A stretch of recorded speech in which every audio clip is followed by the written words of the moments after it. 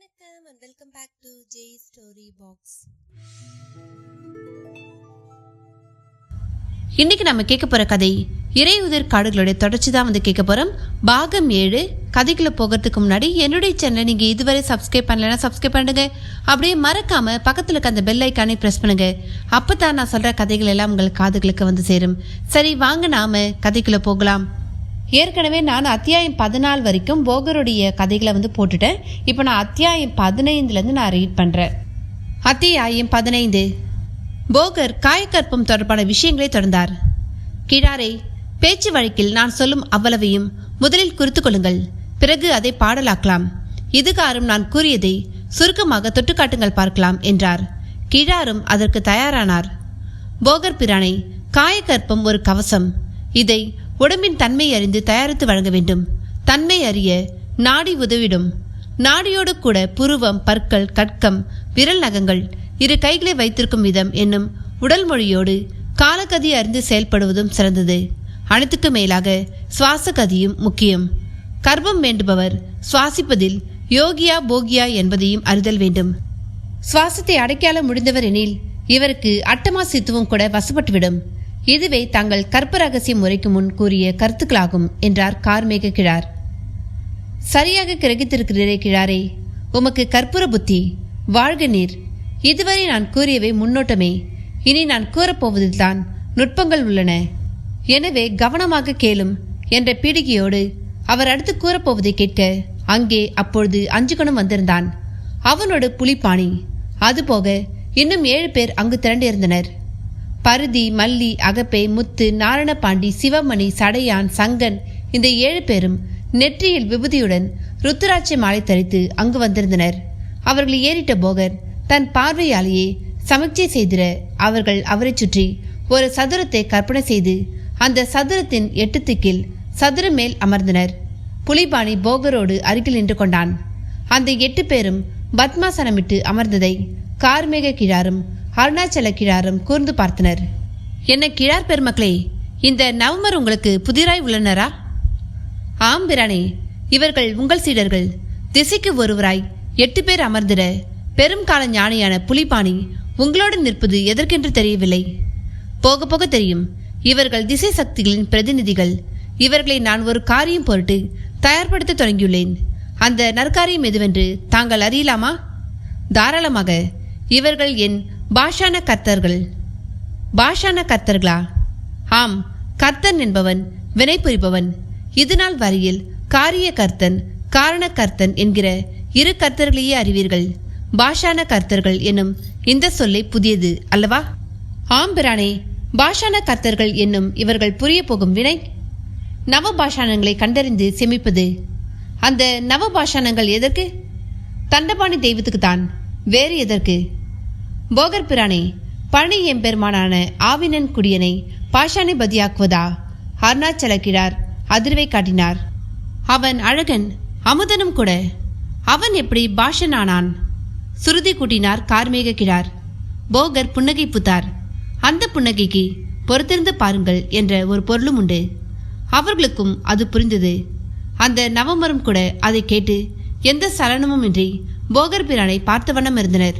அமர்ந்த நிலையில் 11 முறை பிராணாயாமமும் செய்து முடித்திருந்தனர். போகர் தனது காயக்கற்ப பாட சிந்தனையை தொடர தொடங்கினார். கிழாரே, பொதுவில் கற்பங்கள் யோகியருக்கு கிட்டும். ஒருவேளை போகியர் அபகரித்து உண்ணும் பட்சத்தில் அது பெரும் எதிர்வினை புரிந்துவிடும். இதை ஒரு முக்கிய குறிப்பாக எழுதி கொள்க என்றவர். கிழாரே, கற்பத்தை உண்ணும் விதிப்பாடுடையவர் எவரோ அவர்கள் முதலில் மூப்பை கண்டு பிறகே மூப்பை வெல்லுதல் வேண்டும். இது மிக முக்கியம் என்றார். மூப்பு எனும் அந்த சொல் அங்கு உள்ளோர் எழுத்தும் கண்ணெனத்தகும் என்று நம் உடல் உறுப்பில் கண்ணுக்கிணையாக கூறி சென்றனர். இந்த எண்ணும் எழுத்தும் ஒரு பஞ்சபூத உடம்புக்குள் 6ஆம் 7ஆம் அறிவால் தோன்றியவை. இதை கொண்டு எட்ட வேண்டியதே 9ஆகிய இறைநிலை. 6 அறிவு, 7 பேச்சு, 8 செயல்பாடு, 9 அந்த செயலின் முடிந்த நிலை. எண்களில் 9க்கு விசேஷ தன்மை உண்டு.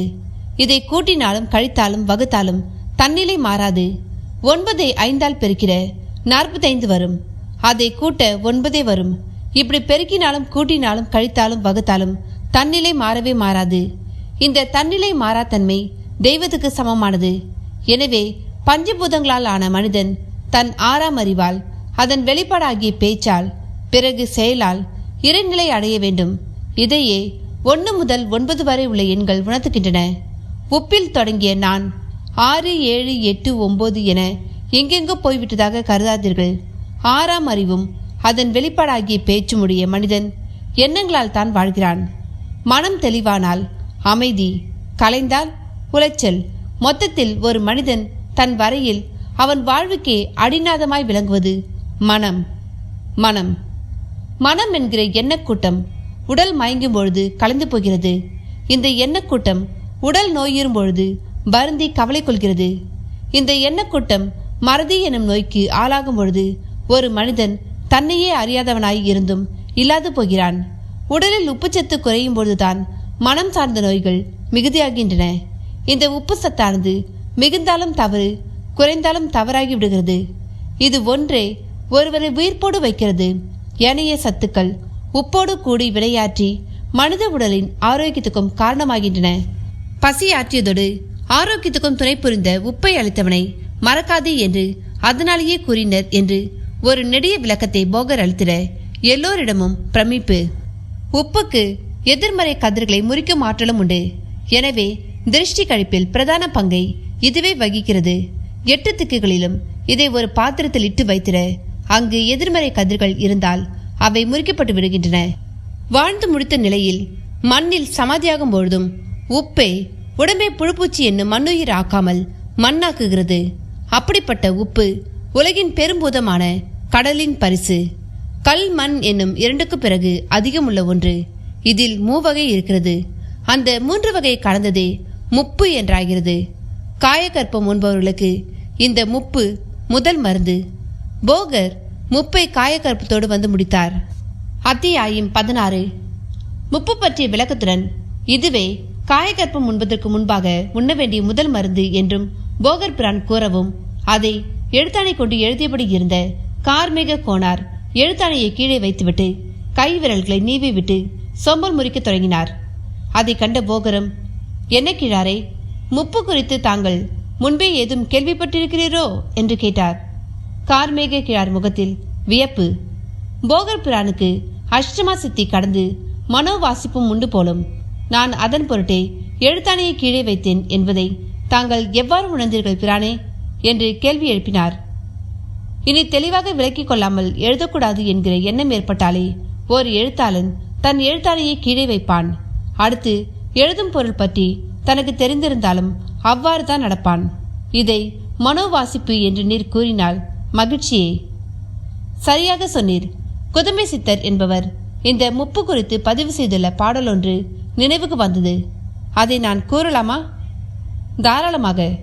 சீடர்களே, கிழார் பேச்சை கூர்ந்து கவனியுங்கள் என்று போகர் பிரான் சீடர்களையும் முஸ்பிவிட்டார். சீடர்களில் அஞ்சுகன் மிக கூர்மையாக கிழாரையே பார்த்து கொண்டிருந்தான். கிழாரும் குதம்பையார் பாடலை கூறத் தொடங்கினார். அப்பினை கொண்டந்த உப்பினை கட்டினால் முப்பூவாகும்படி, குதம்பாய் முப்பூவாகும்படி என்பதுதான் அந்த பாடல் வரிகள். அதன்படி பார்த்தால் அப்பு எனில் தண்ணீரை குறிக்கும். தண்ணீரை கொண்டு உப்பினை கட்டினால் என்றால் கடல் நீரில் எடுக்கும் கல் உப்பையே அவர் குறிப்பிடுகிறார். அந்த உப்பு தான் நம் அன்றாட வாழ்விலும் பயன்பட்டு வருகிறது. இதை எதை வைத்து முப்பு என்றார் என்று கேட்டு முடித்தார். கிழாரே, நான் 3 வகை உப்பு என்று முன்பே கூறிவிட்டேன். ஆனால் நீங்களோ கல் உப்பை மட்டும் குறிப்பிட்டு முப்பு என்றால் எப்படி சரியாகும்? அப்படியானால் அந்த 3 உப்புகள்? நீர், நெருப்பு, காற்று என்னும் 3 பூதங்களின் கூட்டுதான் அந்த மூப்பு. இப்பொழுது சொல்லுங்கள், எது அது என்று. பஞ்சபூதங்களில் நீர், நெருப்பு, காற்று இம்மூன்றும் ஒன்றோடொன்று கலந்து செயல்படுபவை. காற்று நெருப்பில் அடங்கும், நெருப்பு நீரில் அடங்கும், நீர் மண்ணில் அடங்கும், மண்ணோ விண்ணில் அடங்கும். உப்பு வரியில் விண்ணுக்கும் மண்ணுக்கும் நேரடி சம்பந்தமே இல்லை. மற்ற 3 ஆகிய நீர், நெருப்பு, காற்றுடன் மட்டுமே சம்பந்தம் கொள்ளும் உப்பு காய்ச்சலால் பெறப்படுவதாம். அதனால் நெருப்புக்கும் நீருக்குமே இதில் பிரதான இடம். அதில் கடல் நீர், பனி நீர், பூ நீர் என 3 வகை நீரை முறைப்படி காய்ச்சிட அதன் மூலம் கிட்டும் உப்பை உப்பு என்று நேர்பொருளில் கூறாமல் குரு என்போம். கற்ப மூலிகை ரசத்தில் இந்த உப்பு எவ்வளவு சேர்க்கப்பட வேண்டும் என்று ஒரு கணக்கும் உள்ளது. அடேயப்பா, உடம்பை பேணும் காயக்கற்ப விஷயத்துக்கு பின் இத்தனை உள்ளதா என்ன? பின் என்ன நினைத்தீர்? இந்த காயக்கற்பம் தன்னை உண்பவனை முதலில் முதுமையிலிருந்து விடுவிக்கிறது, பின் நோயிலிருந்து விடுவிக்கின்றது. 100 கடந்தும் நூல் கோக்கலாம். ஒரு கவலம் உணவுண்டு 1 மண்டலம் உணவின்றி வாழலாம்.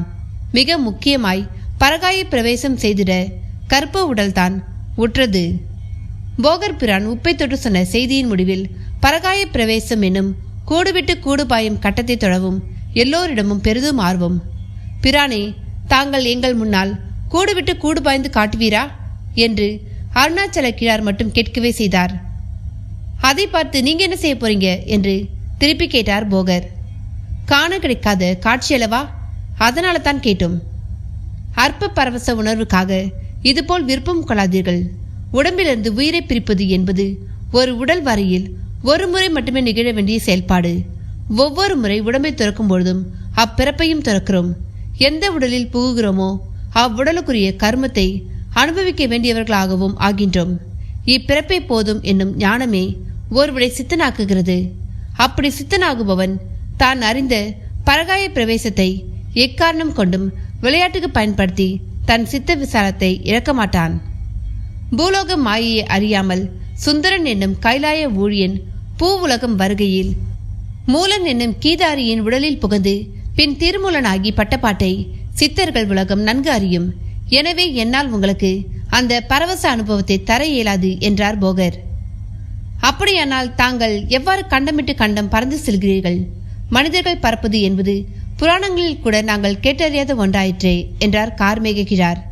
அதை கேட்டு சித்த போகர், எதற்காக இருக்கிறது மேகமணி குளிகை என்னும் ரசமணி என்று கேட்டது மட்டுமல்ல, ஒரு எலுமிச்சை அளவு இருந்த அதை எடுத்து வந்து காட்டவும் செய்தார். பறப்பதற்கும் இதற்கும் என்ன சம்பந்தம்? அத்தியாயம் 17. போகர் காட்டிய ரசமணியை கிழார்கள் மட்டுமல்ல, அந்த என் திசை சீடர்களும் தாங்கள் இருந்த இடத்தில் இருந்தபடியே உற்று பார்த்தனர். போகரோ அருகில் இருந்த தண்ணீர் பானையை சீடன் ஒருவனை அழைத்து அருகே எடுத்து வர செய்து அந்த பானைக்குள் அந்த ரசமணியை போட்டார். போகர் பிரானே, அதை எங்கள் கரங்களில் தந்து பார்க்க சொல்வீர்கள் என எண்ணினோம் என்றார் அருணாச்சல கிழார். இது எனக்கு பயன்படுவது. என் பிறந்த நட்சத்திரம் தசா புத்திக்கு ஏற்ப இதை கொங்கணர் எனக்கு செய்து தந்தார். இந்த ரசமணி எப்பொழுது இயங்கும் தன்மையுடையது. இது விசைப்பாட்டுக்கு, அதாவது புவியீர்ப்பு விசைப்பாட்டுக்கு எதிரானது. என்னுடன் இருக்கும் பொழுது இது எதிர்வினை புரியாது. உங்களிடம் நான் இது தரும் பட்சத்தில் எதிர்வினை புரியலாம். அதனால் உங்கள் உடல் வெப்பத்தில் மாற்றமும் இரத்த ஓட்டத்தில் அழுத்தமும் உருவாகி அது மாரடைப்பு வரை உங்களை செலுத்தலாம். அதனால தான் நான் இதை காட்டினேன், தரவில்லை என்னும் போகரின் பதில் அனைவரையும் பெரிதும் வியப்பில் ஆழ்த்தியது. போகர் பிரானே, ஓர் உலோக உருண்டை இப்படியெல்லாம் கூடவா செய்யும் என்று கேட்டார் வேல்மணி கிழார். உலோகம் போன்ற உருண்டை என்று கூறுங்கள். உலோகம் என்பது இந்த மண் சார்ந்தது, புவியீர்ப்பு விசைக்கு கட்டுப்பட்டது. இதுவோ அதற்கு எதிரானது. எந்த வகையில், எப்படி என்று கிழார் கேட்கும் பொழுதே போகர் பிரான் ரசமணியை போட்ட அந்த பானை மெல்ல பறப்பது போல் மேல் எழும்பி அந்தரத்தில் நிற்க தொடங்கியது. அதை கண்டு அவ்வளோ பேரும் வியப்பில் விடைத்தனர். இதென்ன குரளி வித்தை போல் இருக்கிறதே என்றார் கார்மேக கிழார். குரளி வித்தையல்ல, இது ஒரு வகை விஞ்ஞானம். அதை விளக்குவீர்களா? முதலில் அந்த பானையை கீழே இறக்கி வைத்து கயிற்றோடு கட்டுங்கள். ரசமணி அதனொளியே இருக்கட்டும். இந்த நீரை நாளை எல்லோரும் பருகுங்கள். காயக்கற்பம் தரும் பயனை இந்த நீரும் தந்திடும். குடல் சுத்தம், சிறுநீரக சுத்தம், பித்தகேந்திர சுத்தம், மலப்பை சுத்தம் எனும் 4 வகை சுத்தம் இதனால் உண்டாகும். பொதுவில் சிறுநீர் மண்ணில் தாவரங்கள் விளையாது.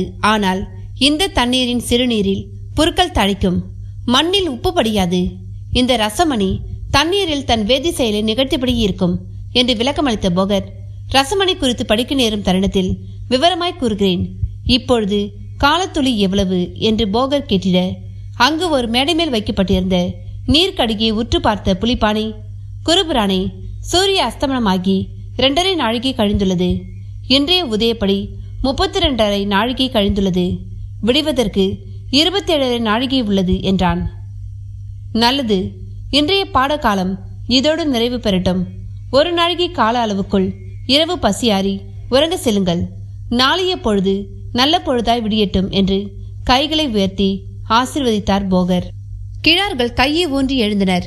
ஆனால் சீடர்கள் ஊன்றாமல் நொடி பொழுதில் எழுந்து நின்றனர். போகரின் சித்த கொட்டாரத்தில் ஆங்காங்கே எரிந்தபடி இருக்கும் தீபந்த தீநாக்குகள் ஊடே ஈசலும் உம்மை வண்டுகளும் கொட்டமடித்துக் கொண்டிருந்தன. மற்றபடி கும்மென காதை அழுத்தும் இரவு கரிக்கட்டியால் எல்லா புறமும் சூழ்ந்து கிடந்தது.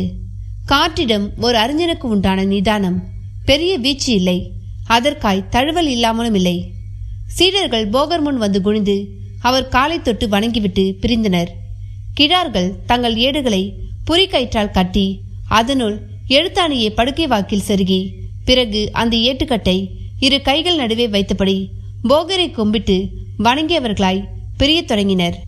போகரும் எழுந்து நின்றவராய் மேற்கு நோக்கி நின்று ஆழ்ந்து மூச்சு காற்றை இழுத்து நெஞ்சே 4 அங்குலம் முன்பக்கம் தூக்கி அதே நிலையில் இரு கைகளை ஆகாயம் நோக்கி வேண்டுபவர் போல் தூக்கியவர் சில நொடியில் மூச்சு காற்றை விடுவித்து காற்றையும் சீரான வேகத்தில் வெளிவிட்டார். கச்சிதமாய் கம்பண்ணன் என்னும் அவரது அக உதவியாளன் கொள்ளு ரசமும் ஈச்சம்பழ கூழும் அவருக்கான உணவாக செய்து இரு களையங்களில் வைத்து எடுத்து வந்திருந்தான். வைத்துவிட்டு செல் என்று பார்வையாலேயே கூறியவர் அவருக்கான சயன பாகத்தில் நுழையாமல் ஒரு கோலுடன் புறம் கிளம்பினார். மை இருட்டுக்குள்ளும் ஊடுருவ முடிந்த பார்வை வளம் கழிப்புக்காக செல்லும் அவருக்கு வழிகாட்டியது. இது ஒரு புறம். இதெல்லாமே அன்றாடங்கள். கொட்டாரத்தில் தங்கியிருந்து சிகிச்சை பெற்றிடும் நோயாளிகளுக்கு வெள்ள பணியாரமுடன் கடுக்காய் அன்ன உருண்டைகளும் முசுமுசுக்கை ரசமும் உணவாக தயாராகி கொண்டிருந்தன. சீடர்களுக்கும் வெள்ள பணியாரமுடன் வரகு களி புளிமிளகு சாற்றுடன் காத்திருந்தது. சீடர்கள் அதை தங்களுக்கான பீங்கான் இனங்களில் பிடித்தும் பிசைந்தும் தீபந்த ஒலிக்கு நடுவே வட்டமாய் அமர்ந்தும் ருசித்து சாப்பிட்டனர். சிலர் வரகு களியை தயிரில் கரைத்து உண்ண விரும்பினர். ஆனால் ஆகார சிம்மந்திகள் தயிர் தர மறுத்தனர். இரவு நேரத்தில் கீரைக்கும் தயிர் வகை உணவுக்கும் கொட்டாரத்தில் தடையுண்டு. அது மந்த நிலையை தோற்றுவிக்கும். புத்தி கூறாக இருக்க விடாது. காற்றில் புறத்தில் அழுத்த குறைபாடு ஏற்படும் தருணங்களில் தூக்கம் வரவழைக்கும். ஆனால் காலையில் எதையும் எவ்வளவோ உண்ணலாம். இருப்பினும் பொதினை மலைக்குன்றை 4 முறை வலம் வந்திருக்க வேண்டும். இரு தோள்களிலும் வேர்வை பாம்புகள் சீர வேண்டும். இது எல்லாமே கொட்டார கட்டுப்பாடுகள் எனப்படும் விதிமுறைகள். பெரும்பாலும் எந்த சீடனும் இந்த கட்டுப்பாடுகளை மீறியதில்லை. உணவு உண்டு முடித்த நிலையில் படுக்க செல்வர். அருகிலேயே சமணர் படுக்கை போல் கல்மடையாக செதுக்கப்பட்டிருக்கும் பாறை மேல் சிலர் தங்கள் பருத்தி ஆடையை விரித்து அதன் மேல் படுப்பர். தலை தரையோடு சமதையாக இருக்க வேண்டும். தலையணையாக தலையின் பின்முடித்தான் திகழ வேண்டும். ஒரு பலகையை கூட வைத்துக் கொள்ளக்கூடாது. கொட்டாரத்தில் சேர்ந்த புதிதில் மிகவே கஷ்டப்பட்டனர். போகிக்கே தலையணை, ரோகிக்கும் யோகிக்கும் அது ஆகாது என்பார் போகர். எனவே பாறை தளத்தில் துணி விரித்தோ இல்லை பாய் விரித்தோ படுப்பார்கள் சீடர்கள். கோரை பாயை போகர் மிக விரும்புவார். அவர் அதையே பயன்படுத்துகிறார். கோரைக்கு மருத்துவ குணம் உண்டு. உடம்பின் உஷ்ணம் அதன் மேல் படும்பொழுது அது வேக்காட்டுக்கு உட்பட்டு தன்னுள் இருக்கும் ரசத்தை ஆவியாக்கும். அதை சுவாசிப்பது நல்லது. அந்த ரசம் மயிர்கண்களில் தங்கி வேர்வை நாளங்களை நன்கு தூண்டிவிடும். இதனால் தாகம் நன்கு எடுத்து உடம்பின் தண்ணீர் தேவை பூர்த்தியாகும். சீதள உடம்புடையோருக்கு செம்மறி ஆட்டு கம்பளியை சிபாரிசு செய்வார். இதை போர்த்தி உறங்கிட வெப்பம் மிகுந்து சீதளம் கட்டுப்படும். உறங்குவதில் கூட ஆரோக்கிய ரகசியம் மிகுதியாக உள்ளது என்பார். அன்றைய இரவு பொழுதும் போகரின் கொட்டாரத்தில் வழக்கமான ஒரு நாளாக கழிந்து முடிந்த நிலையில் சீடர்களில் 5 கணம் புலிபாணியும் உறக்கம் வராதவர்களாய் பாறை ஒன்றின் மேல் மல்லாந்திருந்தனர். விண்ணில் நட்சத்திரங்களின் ஜுவாலிய ஒளி. பிரேச்சந்திரன் ஒரு மூலையில் யாரோ தூக்கி எறிந்துவிட்டது போல் கிடந்தான். அவன் ஒரு முள் இல்லாத கடிகாரம். அவன் வளர்நிலையில் ஒளிதான் அளவு, தேய்நிலையில் இருள்தான் அளவு. பிறையை பார்த்த புலிப்பாணி மல்லாந்த நிலையிலிருந்து எழுந்து அமர்ந்தவனாய் கைவிரல்களை விரித்தும் மடக்கியும் ஏதோ கணக்கு போட தொடங்கினான். அதை கவனித்த அஞ்சுகன் அருகில் வந்து அமர்ந்தவனாய், என்ன புலி, இரவிலும் கணக்கோடு குலாவலா என்று வேடிக்கையாக கேட்டான். ஆம் அஞ்சுகா, இன்று வானம் மேக புகையின்றி துளைக்கிய பாத்திரம் போல் பளிச்சென இருக்கிறது. நட்சத்திரங்களை நாலாபுரமும் காண முடிகிறது. குறிப்பாக மான் கொம்பு போல் தோற்றம் தரும் மிருகசிரீஷ நட்சத்திர கூட்டம் புலப்படுவது அரிது. இன்று நன்றாக புலப்படுகிறது. பிறை நிலவிடமும் 5ஆம் நாளான பஞ்சமியின் ஒளிப்புணல். வளர்ப்பிறை காலகட்டம் இது. அடுத்த பௌர்ணமி சித்திர பௌர்ணமி. பூமிக்கும் நிலவுக்குமான தூரம் மிகவே குறைவுபடும் நாள். சந்திர வாரதியும் பூமி மேல் ஏராளமாய் பட்டு தெரிக்கும். இந்நாளில் நம் போகர் பிரான் வாழைக்குமரி பூஜை செய்வார். அதோடு குரு மருந்தும் செய்வார். குரு மருந்துக்கான உப்புகளில் ஒரு உப்பு இந்த சித்திரை பௌர்ணமி நாளில் கரிசல் காற்று நிலப்பரப்பை ஒத்த மலையடி வாரங்களில் புல் கூட விளையாத பொட்டல் வெளியில் குழி தோண்டிட கீழே அகப்படும். அந்த குழியை எப்பொழுது தோண்ட வேண்டும் என்று ஒரு கணக்கு உள்ளது. ஏனெனில் சந்திர வாரதி நேர்கோடாய் குழியில் பட வேண்டும்.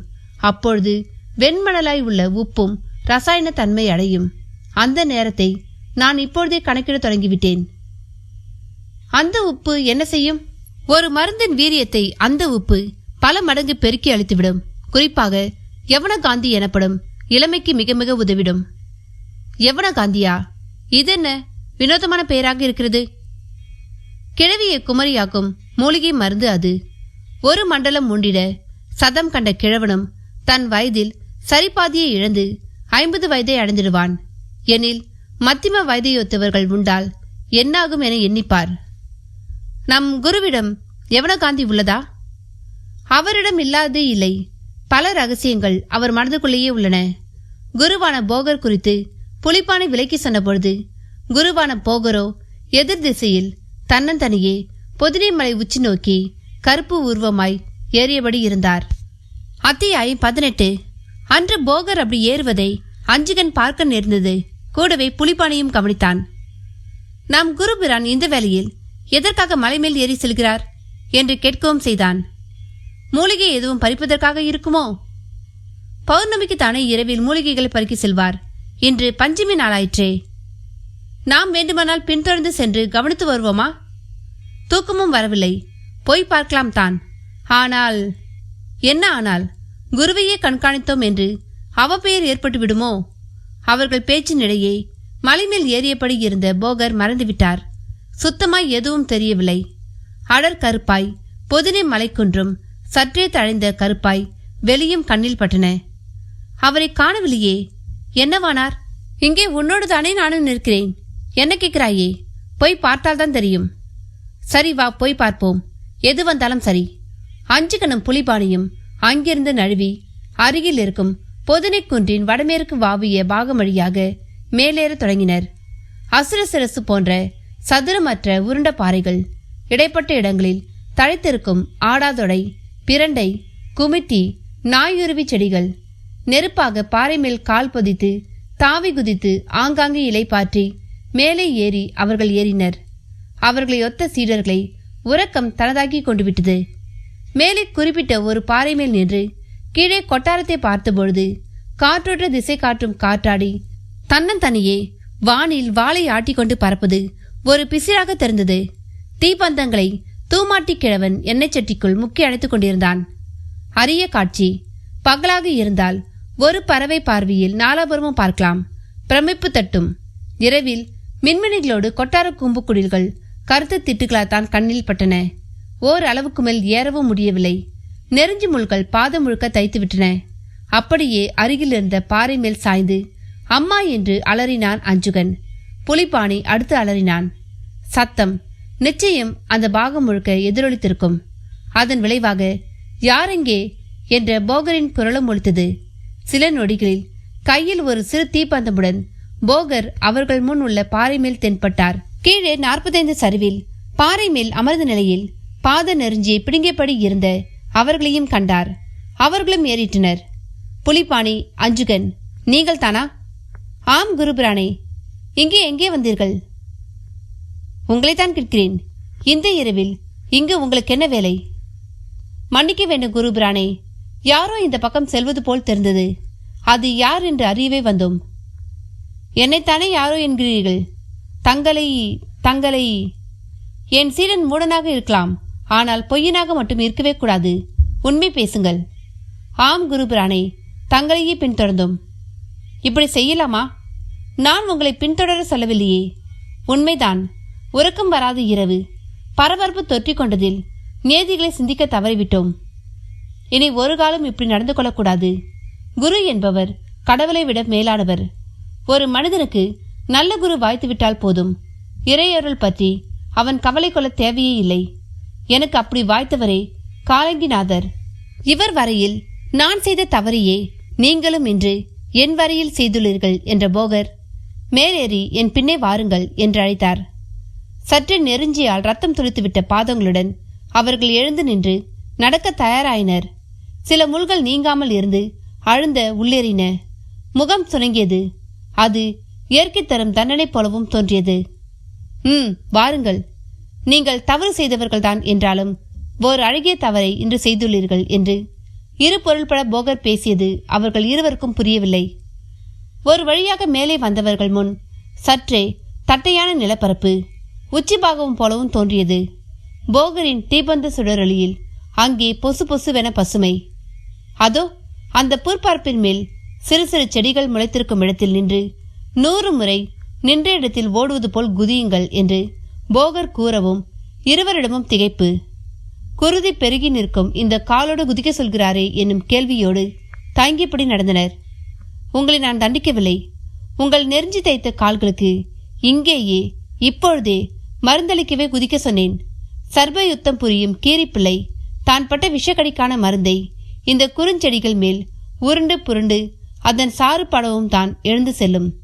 அக்கார சஞ்சீவி என்பது இதன் பெயர். அக்கார சாற்றில் வாய் கொப்பளித்து பல்லை பிடுங்கினால் கிழங்கு போல் நெகிழ்ந்து வரும். பலியும் தெரியாது. இங்கே அக்கார சஞ்சீவி இருப்பதை இப்பொழுதுதான் பார்த்தேன். அவர் சொல்லி முடிக்கும் முன்பே அஞ்சுகணம் புலிபாணியும் அந்த செடிகள் மேல் குதிக்க ஆரம்பித்தனர். விழுந்து வணங்காமல் குதிக்கலாமா? இது என்ன நெறி? தாவரங்கள் தேவர்களுக்கு இணையானவை. முதலில் வணக்கம், பிறகே உபயோகம் என்று இடையிடவும் குதிப்பதை நிறுத்தி அந்த தரை மேல் அப்படியே விழுந்து வணங்கினர். பிறகு போகரையும் நெருங்கி வந்து எங்களை மன்னியுங்கள் என்று வணங்கினர். பிறகு குதிக்க தொடங்கினர். அந்த அக்கார சஞ்சீவி நைந்து சாறு வெளிப்பட பாதத்தில் படப்பட குதிக்கும்பொழுது ஏற்பட்ட வலி மெல்ல நீங்கி பாத பரப்பு உறுதிமிக்கதாய் மாறுவதை உணர்ந்தனர். போகர் அவர்கள் குதிப்பதை ரசித்தார். நள்ளிரவில் மலை மேல் இப்படி குதிக்க வேண்டும் என்னும் உங்கள் விதிப்பாட்டை நினைத்தால் எனக்கு சிரிப்புத்தான் வருகிறது. புலிப்பாணி, இதற்கான காரணத்தை இப்பொழுது நடக்கும் காலத்தின் அடையாளத்தை வைத்து நீ சொல்வாயா என்று கேட்டார். குதித்து முடித்த நிலையில் மூச்சு வாங்க அதற்கு பதில் கூற தொடங்கினான் புலிப்பாணி. எனக்கு இன்று சந்தராஷ்டிரமம் குருவே. என் வரையில் சனியை இதுநாள் வரை பார்த்து வந்த குரு வக்ரகதிக்கு சென்று விட்டார். எனவே மனம் மற்றும் உடலில் சனியின் பகுதியான கால்களால் கஷ்டப்பட வேண்டும் என்னும் கணக்கு சரியாக பொருந்துகிறது. அதே சமயம் என் கட்டத்தில் புதன் உச்சம் பெற்றவனாவதால் அவனே ஔஷத காரகன் ஆகி உங்கள் மூலம் மருந்து தந்து நிவாரணமும் கிடைத்துவிடுது. உனக்கு பொருந்திய இந்த காலக்கணக்கு அஞ்சுகனுக்கும் எப்படி பொருந்தும்? இருவரும் வெவ்வேறு காலகட்டத்தில் நட்சத்திர கதியில் பிறந்தவர்கள் அல்லவா? அஞ்சுகன் ஜாதகம் தெரிந்தால் அரை நொடியில் காரணக்காரியத்தை கூறிவிடுவேன். அற்புதம். அது என்னவென்று பொழுது விடியவும் நீ கணக்கிட்டு பார்த்து சொல். இப்பொழுது என்னை பின்தொடருங்கள். போகர் பிரான் தீபந்தத்தை அஞ்சுகன் வசம் தந்தபடி நடக்க தொடங்கினார். அந்த சமதள பரப்புக்கு அப்பால் சரிவில் இறங்கினார். சரிவில் ஓரிடத்தில் சந்தன மரம் ஒன்று சிறிய அளவில் வளர்ந்திருந்தது. அருகிலேயே ஒரு சிறு ஊற்று பொங்கி நீர் பெருகி கீழ்நோக்கி வாய்க்கால் போல் சென்று கொண்டிருந்தது. அந்த மரத்தின் கீழ் 1.5 அடியில் ஒரு தேவி சிலை. சிலை முன்னால் காற்று தடுப்போடு 2 பெரும் அகல் விளக்குகள் எரிந்து கொண்டிருந்தன. சந்தன மரத்தில் பல தீபந்தங்கள் செருகப்பட்டிருந்தன. அஞ்சுகன் போகர் கூறாமலேயே அவற்றுக்கு தன் பந்தத்து தீயை காட்டவும் அவை பற்றி கொண்டன. வெளிச்சம் அதிகரித்த நிலையில் தேவி சிலைக்கு கீழே ஒரு சர்ப்பம் சுருண்டு படுத்திருப்பது தெரிந்தது. அது விடைப்போடு நிமிர்ந்தது. போகர் அந்த சர்ப்பத்தையும் தேவி சிலையையும் ஒரு சேர வணங்கியவராய், தேவியின் காலடியிலேயே தஞ்சமடைந்து விட்டீரே என்று ஏதோ ஒரு மனிதனிடம் பேசுவது போல் பேசவும் அது ஆமோதிப்பது போல் தலையசைத்தது. இன்று பஞ்சமி. இன்னும் சில நிமிடத்தில் சஷ்டி திதி தொடங்கிவிடும். சஷ்டிக்குரிய அந்த முருகப்பெருமான் ஆலய கோட்ட நிமித்தம் இந்த மனோன்மணியை பிரம்ம முகூர்த்த காலத்தில் பூஜிக்கவே வந்தேன். தங்களுக்கு ஏதும் தடையில்லையே என்று போகர் கேட்கவும் அந்த சர்ப்பம் அங்கிருந்து விலகத் தொடங்கியது. போகர் திரும்பி அஞ்சுகன் மற்றும் புலிபாணியை பார்த்தார். அவர்கள் இமைக்க கூட தோன்றாமல் பார்த்தபடி இருந்தனர். அந்த சர்ப்பம் நீங்கள் நினைப்பது போல் முட்டை பொரிய கர்மத்தால் ஜனித்த சர்ப்பம் அல்ல. உடல்தான் சர்ப்பமுடையது. உள்ளிருப்பது நாகமுனி எனும் சித்தரின் ஆன்மா. உலக உயிரினங்களில் நாகர்கள் மனிதர்கள் போல் ஒரு ரகம். அந்த இனத்தில் வந்தவர் நாகமுனி. மனித பிறப்பெடுத்து விட்ட போதிலும் இறந்த ஒரு நாகத்தின் உடலில் புகுந்து வந்து நாக வடிவில் வழிபாடு புரிபவர். உலகின் இச்சைக்குரிய எதுவும் நாகங்களுக்கு கிடையாது. குறிப்பாக சத்தம், அதிர்வை வைத்து அவை ஜீவிப்பவை. மனித மனம் கட்டுக்கடங்க காலமாகும். சர்ப்பமாக மாறும் பட்சத்தில் நொடியில் அடங்கிவிடும். எனவே இவ்விதத்தில் வழிபடுகிறார். எனக்கு வழிவிட்டு சென்று விட்டார், நாம் சென்ற பிறகு திரும்ப வந்து விடுவார் என்று போகர் ஒரு நெடிய விளக்கம் அளித்தார். எங்களால் நம்ப முடியவில்லை குருவே. ஒரு மனிதன் சர்ப்பமாக முடியும் என்பதை இப்பொழுதே உணர்கிறோம் என்றான் அஞ்சுகன். பரகாயம் அறிந்தவருக்கு பிக்காயமும் பெரிதில்லை. அதை விட்டு தள்ளுங்கள். இதோ இவள் மனோன்மணி. காசிக்கு சென்ற இடத்தில் உபாசகர் ஒருவரிடமிருந்து பெற்று வந்து இங்கே வைத்து சந்தன விருட்சத்தையும் நட்டேன். சந்தன நிழல் மனோன்மணிக்கு மிக இதமானது. எந்த ஒரு காரியம் சித்திக்கவும் பராசக்தி அருள் பிரதானம். அதிலும் சித்தனுக்கு அருளவென்றே அவள் மனோன்மணியாக திகழ்கிறாள். இவளை பிரம்ம முகூர்த்த காலத்தில் எந்த திதியில் வணங்குகிறோமோ அந்த திதிக்குரிய யாவும் காலத்தால் வசியமாகும். அதோ ஊற்று. அவள் இங்கு அமரவும் ஊற்று தானாய் பொங்கியது. அதுவே இவள் சக்தியை சொல்லாமல் சொல்லிற்று. நான் இதில் குளித்து தியானத்தில் மூழ்கப் போகிறேன். என்னுடன் நீங்களும் அமர்ந்து தியானியுங்கள். குறிப்பாக தோஷமில்லா பாஷானம் கிடைக்க வேண்டும் என்பது உங்கள் வேண்டுதலாக இருக்கட்டும் என்றார். அத்தியாயம் 19. அந்த பிரம்ம முகூர்த்த வேளையில் அவரோடு சேர்ந்து தங்களையும் உபாசிக்க சொன்ன போகரை அஞ்சுகனும் புலிபாணியும் மகிழ்ச்சியுடனும் விம்மிதத்துடன் பார்த்தனர். அந்த வேளையில் அஞ்சுகனுக்குள் ஒரு கேள்வியும் எழும்பியது. குரு பிரானே, என்ன அஞ்சுகா, இந்த மனோன்மணி தாயை தாங்கள் நம் கொட்டாரத்தில் வைத்து வழிபடாமல் இப்படி தனித்த ஒரு மலையுச்சியில் வைத்து தியானித்திட பிரத்யேக காரணம் ஏதும் உண்டா? உண்டு. ஒரு காரணமில்ல, பல காரணங்கள் உண்டு. நாங்கள் அவற்றை அறியலாமா? தாராளமாக. எனக்கு பிறகு வரும் காலத்தில் சித்தயோக நெறி தொடர வேண்டும் என்றால் தாங்கள் நான் அறிந்த சகலத்தையும் அறிந்தாக வேண்டும். அதன் பொருட்டு விளக்கமாகவே கூறுகிறேன், நன்றாக கேட்டுக்கொள்ளுங்கள். பூமியில் சமதளமான நிலப்பரப்புக்கும் சரிவான மலையக நிலப்பரப்புக்கும் நிறைந்த வேற்றுமை உண்டு. புவியீர்ப்பு விசைப்பாட்டிலும் இந்த இரு இடங்களிலும் மெல்லிய வேறுபாடுகள் உண்டு. குறிப்பாக ஆகாயம் நோக்கி செல்ல செல்ல குளிர்ந்த தன்மை அதிகமாகும். மலை உச்சிகளில் குளிர் நிலவ காரணமும் அதுவே. குளிர்நிலை மன ஒருமைக்கும் கட்டுப்பாட்டுக்கும் உதவிடும் ஒரு காரணி. ஒரு யோகியின் பலமே இந்த மன ஒருமைதான். எனவே தான் நாடு நகரங்களை விட காடு மலையும் யோகியர்களுக்கு ஏற்ற இடங்களாயின. குறிப்பாக இமயம். அடுத்து கூறிய மலைமுகடுகளில் அபரிமிதமான ஒரு சக்தி எப்பொழுதும் காந்த அலை போல் உருவானபடி இருக்கும். அப்படி ஒரு இடத்தில் அசுர சக்திகள் சென்றுவிடக்கூடாது. எனவே தேவ சக்தியை நிலைநிறுத்தும் விதமாய் இறைமூர்த்தங்களை வைத்து வழிபாடுகள் புரியும் பொழுது சுற்றுச்சூழலில் இயற்கை சமன்பாடும் மக்கள் வாழ்வில் அமைதியும் ஏற்படும். ஒரு தரைக்கோவிலை விட மலைக்கோயில் என்பது 100 மடங்கு சக்தி அதிகமுடையது. வழிபாடு செய்ய வருபவர்களும் மிகுந்த எத்தனப்பட்டாலே உச்சிக்கு வர முடியும். அப்படி முயன்று வரும் சமயம் உடம்பில் 7 ஆதார புள்ளிகளும் அவர்கள் வரையில் ஒரு நேர்கோட்டில் மிகுந்த தூண்டுதலுடன் நிற்கும். மன ஒருமையோடு வழிபாடு நிகழ்த்தும் பொழுது காற்று வழியே அந்த சக்தி உடலில் பரவி உடல் மனம் என்னும் இரண்டும் மிகுந்த சக்தியை கிரகித்துக் கொள்ளும். இப்படி மலைமுகடுகளையொட்டி தெரிந்து கொள்ள அநேக காரணிகள் உள்ளன.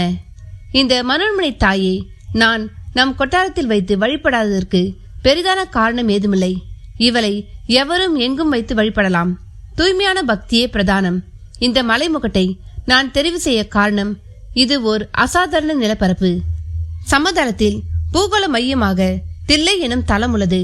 மலைமுகட்டில் பூமத்திய ரேகையொட்டியும் அதிக அளவு செவ்வாய் எனும் கோளின் கதிர்வீச்சை கிரகிக்கும் தன்மை கொண்டதாய் இப்பொதினி முகடை என ஆய்வில் காண கிடைக்கிறது. என் யூகம் சரியாக இருக்குமானால் இந்த உலகில் பிறந்து வளரப்போகும் மானுடர்களில் 7இல் ஒரு பகுதியினர் தங்கள் வாழ்நாளில் ஒரு முறையாவது இந்த மலை உச்சிக்கு வந்து செல்லும் விதிப்பாட்டை உடையவராக இருப்பார்கள். அவர்கள் தங்களையும் அறியாமல் தாங்கள் திரும்பி செல்லும் இடத்தில் இம்மலை உச்சியில் பெற்ற அருட்கதிர்களை பரப்புபவர்களாகவும் இருப்பர். இதனால் திருவருள் குருவருள் எனும் இரு வினைப்பாடு வரும் காலத்தில் ஓர் இடையராய் இயக்கமாய் நாள்தோறும் நடந்தபடி இருக்கும். இது பூவுலகில் அசுர சக்திகளின் வலிமையை எப்பொழுதும் ஒரு கட்டுப்பாட்டில் வைத்திருக்கும். போகரின் நெடிய விளக்கம் இருவரையும் பிரமிப்பில் ஆழ்த்திவிட்டது. போகர் பிரானே, இந்த உலகில் தான் எத்தனை நுட்பமான சங்கதிகள்! தங்களால் நாங்களும் இது அறியும் பேறு பெற்றவர்களாகிறோம். மலை முகட்டுக்கும் குறிப்பாக இப்பொதினிக்கும் செவ்வாய்க்கோளுக்கும் நெருங்கிய தொடர்பு இருப்பதை தாங்கள் எவ்வாறு அறிந்தீர்கள் என நாங்கள் அறியலாமா? எல்லாம் என் குருநாதர்கள் எனக்கிட்ட பிச்சை, குறிப்பாக இமயத்து சித்தர்கள். இன்று என் முன் நீங்கள் இருப்பது போல் ஒரு நாள் அவர்கள் முன் நான் இருந்தேன். அவர்களே பிரபஞ்ச ஞானத்தை எனக்கு அருளியவர்கள். நீங்கள் அவர்களோடு இமயத்தில் வசிக்காமல் இங்கே வர காரணம்? கேள்விகள் போதும். பிரம்ம முகூர்த்த காலம் பலமிக்கது. அதன் 3 நாழிகை காலம் அசாதாரணமானது. இவ்வேளையில் உள்ளங்கையில் உப்புடன் நாம் எதை வேட்கையோடு தியானிக்கிறோமோ அது நம்மை நோக்கி வந்து நிற்கும். நீங்கள் பாஷான விருப்பத்தோடு தியானியுங்கள். முதலில் உங்கள் கேள்விக்கெல்லாம் பதிலை நான் பின்வரப்போகிற சமயங்களில் நிச்சயம் சொல்லத்தான் போகிறேன். ஆனால் இப்பொழுது உரையாடல் வேண்டாம் என்று அவர்கள் நெறிப்படுத்தியவர் அருகில் இருந்த சுனையில் நீராடி விட்டு வந்து கைகளை நீட்ட சொல்லி தன் ஆடை முனையில் கட்டி எடுத்து வந்திருந்த பழுப்பான உப்பை ஒரு கைக்கு ஒரு பிடி என்று 4 கரங்களிலும் 4 கைப்பிடி அளித்தார். தானும் அதுபோல் உள்ளங்கையில் உப்போடு தான் வழக்கமாக அமர்ந்திருக்கும் ஒரு பானை வயிறு போன்ற பாறை மேல் அமர்ந்து கண்கள் செருகிட விரைப்பானார். உடல் ஈரமும் மெல்ல காயத் தொடங்கியது. அவர்கள் இருவரும் கூட அவ்வாறே ஆகினர். பிரம்ம முகூர்த்த காலம் குறித்து போகர் முன்பே விளக்கியிருக்கிறார். உலகம் முழுக்க அவ்வேளையில் மனித இனமே ஒரே அளவிலான 9 அங்குலம் என்னும் அளவில் சுவாசகதியோடு இருக்கும். காற்று போக்கும் மேல் கீழ் என்றில்லாமல் படுத்திருப்பதால் இடம் பலம் என்றிருக்கும். உறக்க காலம் என்பதால் பலவிதமான எண்ண அலைகளுக்கும் அப்பொழுது பெருவெளியில் இடமில்லை. எனவே காற்றின் உட்கூறுகளில் ஜீவாம்சம் மிகுந்தும் குளிர்ந்தும் இருக்கும். இவ்வேளை எந்த வினை புரிந்தாலும் அது 100% சிறப்புடன் இருக்கும். உறக்கமும் ஆழ்ந்ததாக இருக்கும், விழிப்பும் ஆழ்ந்ததாக இருக்கும். எனவே இந்த நேரத்தில் விழித்திருந்து வினையாற்றுபவர்கள் மிக கூர்மையானவர்களாக இருப்பார்கள். பிரம்ம முகூர்த்த காலம் குறித்து இப்படி போகர் பிரான் விளக்கியுள்ளபடியால் அவர்களும் அந்த காலகட்டத்தை அவர் விரும்பியது போல் தியானத்தில் மூழ்கி கழிக்கத் தொடங்கினர். விடிந்துவிட்டது. 5 கணம் புலிபானியும் கண் விழித்த பொழுது எதிரில் போகர் பிரான் இல்லை. அவர்கள் உள்ளங்கை உப்பு கூட கொழுக்கட்டை பிடித்தது போல் கட்டி போயிருந்தது. எழுந்து தங்கள் கைகளை சுனை நீரில் கழுவிக்கொண்டு அப்படியே முகத்தையும் கழுவிக்கொண்டனர். பெரிதாய் குளிர் தாக்கம் தெரியவில்லை. நேரம் கடந்ததையும் உணர முடியவில்லை. பகல் வெளிச்சத்தில் மனோன்மனை சொரூபம் பளிச்சென தெரிந்தது. தங்களையும் அறியாது இருவரும் கைகூப்பி விட்டு அங்கிருந்து அகல முற்பட்ட பொழுது ஓர் அதிசய காட்சியை அவர்கள் காண நேர்ந்தது. சரிவிலிருந்து மேலே வந்து சமதள நிலப்பரப்பில் நின்றபோதுதான் அந்த காட்சியும் கண்ணில் பட்டது. எதிரில் அந்த சமதள பரப்பில் மலையுச்சின் மையப்புலி போன்ற பாகத்தில் ஒரு கழிக்கம்பு நடப்பட்டிருந்தது. அதன் கைப்பிடி பாகத்தில் 3 12 மணிகள் கயிறு கொண்டு கட்டப்பட்டிருந்தன. அந்த கழியின் கீழே நாகம் ஒன்று படம் விரித்து நின்றபடி ஈர்க்க இடவளமாய் ஒருபுறம் தோகை விரித்த மயிலும் மறுபுறம் மிளிர்கொண்டை சேவலும் நின்று கொண்டிருந்தன. இருவரும் அந்த காட்சியை வைத்து விழியை எடுக்க இயலாதபடி பார்த்தனர். இதென விசித்திர காட்சி! ஒன்றுக்கொன்று மாறுபட்ட குணப்பாடு கொண்ட ஜீவன்கள் இங்கே இந்த கைத்தடி முன் எதனால் இப்படி நின்றபடி இருக்கின்றன என்று அவர்களுக்கு தெரியவில்லை. எதனாலோ அவர்கள் கரங்களும் கூம்பி வணங்கத் தொடங்கின. முதலில் சர்ப்பம் விலகியது. பிறகு சேவல் பறந்து சென்றது. மயிலும் பெரும் அகவலுடன் பறந்து மறைந்தது. இருவரும் அந்த கோலை நெருங்கினர். மங்கள நிகழ்வுகளுக்கு பந்தல்கால் நடுவது போல் அந்த கோல் நடப்பட்டிருந்தது. அதன் நுனியில் கட்டப்பட்டிருந்த சதங்கைகளும் காற்று வீச்சில் லேசாக சினுங்கின. காற்றின் வீச்சிலான சப்தம் நடுவே அந்த சலங்கைகளின் சப்தம் மிக இனிமையானதாக இருந்தது. அது ஒரு பிரத்யேக அனுபவம். கொட்டாரத்துக்குள் அவர்கள் நுழைந்த பொழுது தூமாட்டி கிழவன் வில் தராசு போன்ற தண்ணீர் பானை தராசை சுமந்தபடி கொட்டார அடுமனை நோக்கி சென்று கொண்டிருந்தான். ஊழியக்காரர்களால் காது வளர்ந்த பாலாடுகளிடமிருந்து பீச்சல் நிகழ்வு ஒருபுறமும், பசுக்களிடம் கோமிய களையங்களில் கோமிய சேமிப்பு ஒருபுறமும் நிகழ்ந்து கொண்டிருந்தன. துளி நிழலுமின்றி சூரிய ஒளிப்படும் தலங்களில் பல்வகை மருந்து பொருட்கள் காலை வெயில் கணக்கே உத்தேசித்து காய வைக்கப்பட்டிருந்தன. அவற்றில் பெரும்பாலும் வேர்களை மிகுதியாக இருந்தன. அவரவரும் அவரவர் பாடுகளில் இருந்த அவ்வேளையில் ஒரு சாரட்டுடன் இருவர் புறவிகளில் கொட்டார மையக்குடில் நோக்கி வந்து கொண்டிருந்தனர். இருவரின் ஆடை அமைப்பும் தலைப்பாகை கட்டும் அவர்கள் கன்னிவாடி சமஸ்தானத்தை சார்ந்தவர்கள் என்பதை உணர்த்தின. ஒரு கட்டத்தில் புறவியை விட்டு இறங்கி புறவியை அருகில் இருந்த நிலவேம்பு மரத்தண்டில் கட்டியவர்கள் சாரட்டுக்காரர்களை நிற்க சொல்லிவிட்டு மையக்குடில் முன் சென்று நின்று அங்குள்ள வெண்கல மணியை இருமுறை இசைத்தனர். கச்சிதமாய் 5 கணம் புலிபானியும் அவர்கள் முன் வரவும் ஏறிட்டனர். சத்தம் கேட்டு மையக்குடிலுக்குள் இருந்து போகரின் உதவியாளன் கம்பண்ணனும் வந்து பார்த்தான். அந்த பிறவிக்காரர்கள் வணங்கத் தொடங்கினர். வாழ்க போகர் பிரான், வளர்க அவரது சித்தநெறி. தாங்கள்? கன்னிவாடு சமஸ்தான காவல் ஊழியர்கள். என் பெயர் அதிவீரன். இவன் ஆணைமுடி. வந்த நோக்கம்? எங்கள் எஜமானர் கடும் ரோகத்தில் இருக்கிறார். எழுந்து அமரக்கூட சக்தி அவரிடம் இல்லை. காமாலை முற்றிவிட்டது. உயிர் பிழைப்பது அரிது என கூறியதோடு நோயை கட்டுப்படுத்த இயலாததால் அஞ்சி ஊரை விட்டே வெளியேற்றிவிட்டார் எங்கள் பரம்பரை வைத்தியர். எங்கள் எஜமானித்தான் தங்களை வேகமாக அழைத்து வர பணித்தார். கம்பண்ணன் கேட்டபடி இருக்கும் பொழுதே போகர் பிரான் பின்னால் வந்து நின்றார். அதே வேகத்தில் புலிபாணியை பார்த்தவர், புலி காலக்கதி எவ்வாறு உள்ளது என கூறு பார்ப்போம் என்றார். புலிபாணியும் நீர்க்கடியை நெருங்கி சென்று ஒரு பார்வை பார்த்தும், குடில் கொடிக்கம்ப நிழலை ஒரு பார்வை பார்த்தும், இரு கைகளின் 28 கண்ணிகளை வைத்து வேகமாக ஒரு கணக்கை போட்டவன், பிரானே, நிகழ்ந்து கொண்டிருப்பது குரு கோரைக்கான காலகதி. எதை செய்தாலும் நல்ல விதமாகவே முடிந்திடும். அப்படியென்றால் சங்கரனை அழைத்துக்கொண்டு இவர்களோடு செல். சிமிழியையும் தோளில் வைத்து அழைத்து செல். சங்கன் நாடி பார்த்த நிலையில் என்னை தியானித்திட நான் இங்கிருந்தவாறே மருந்தை கூறிடுவேன். அவசியத்தின் பொருட்டு சிமிழியை பயன்படுத்த நவசிம்புடத்தை எடுத்துக்கொள்ளுங்கள். தங்க ஊசி, வெள்ளி ஊசி, உலோக ஊசிகளையும் எடுத்துக்கொள்ளுங்கள்.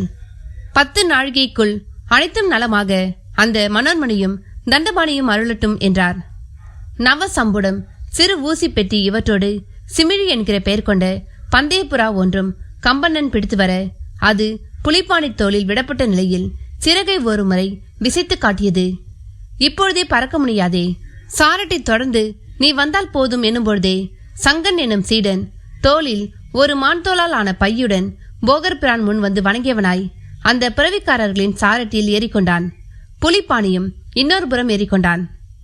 தாங்கள் வருவீர்கள் என்றே சாரட்டுடன் வந்தோம் என்ற பிறவிக்காரர்களை பார்த்த போகர், என் சீடர்கள் என்னை விட கெட்டிக்காரர்கள், சுணக்கம் வேண்டாம், எல்லாம் நலமாகும் என்றிட சாரட்டும் திரும்பியது. புறவிகள் விரையத் தொடங்கிட சிமிழிப்புறா அந்த புறவிகளுக்கு நேர்மேலே அவர்களைப் போலவே கன்னிவாடி நோக்கி பறக்கத் தொடங்கியது. அத்தியாயம் 20. கன்னிவாடி நோக்கி புலிப்பாணியும் சங்கனும் சென்றுவிட்ட நிலையில் போகர் பிரான் குடிலுக்குள் திரும்பி சென்றார். அதுவரை அமைதியாக இருந்த அஞ்சுகன் அவரை பின்தொடர்ந்து உள்ளே அவர் முன் சென்று நின்றார். போகர் நாள் தவறாமல் யோக பயிற்சி செய்வார். அதற்கு இசைவாக முக்கோண கச்சுடுத்தி கொண்டவராக தரைமேல் அமர்ந்து தனுராசனம் செய்ய தொடங்கினார். ஓர் அம்பு பூட்டிய வில்லை போல் ஒரு கால் மடித்து ஒரு கால் நீட்டி, நீட்டிய காலின் கட்டை விரலை கைவிரலால் பிடித்தபடியே அஞ்சுகனை பார்த்தார். அவனும் பேசத் தொடங்கினான். குருபிரானே, சொல். எங்களை உச்சில் விட்டுவிட்டு தாங்கள் தனியே திரும்பி விட்டீர்களே.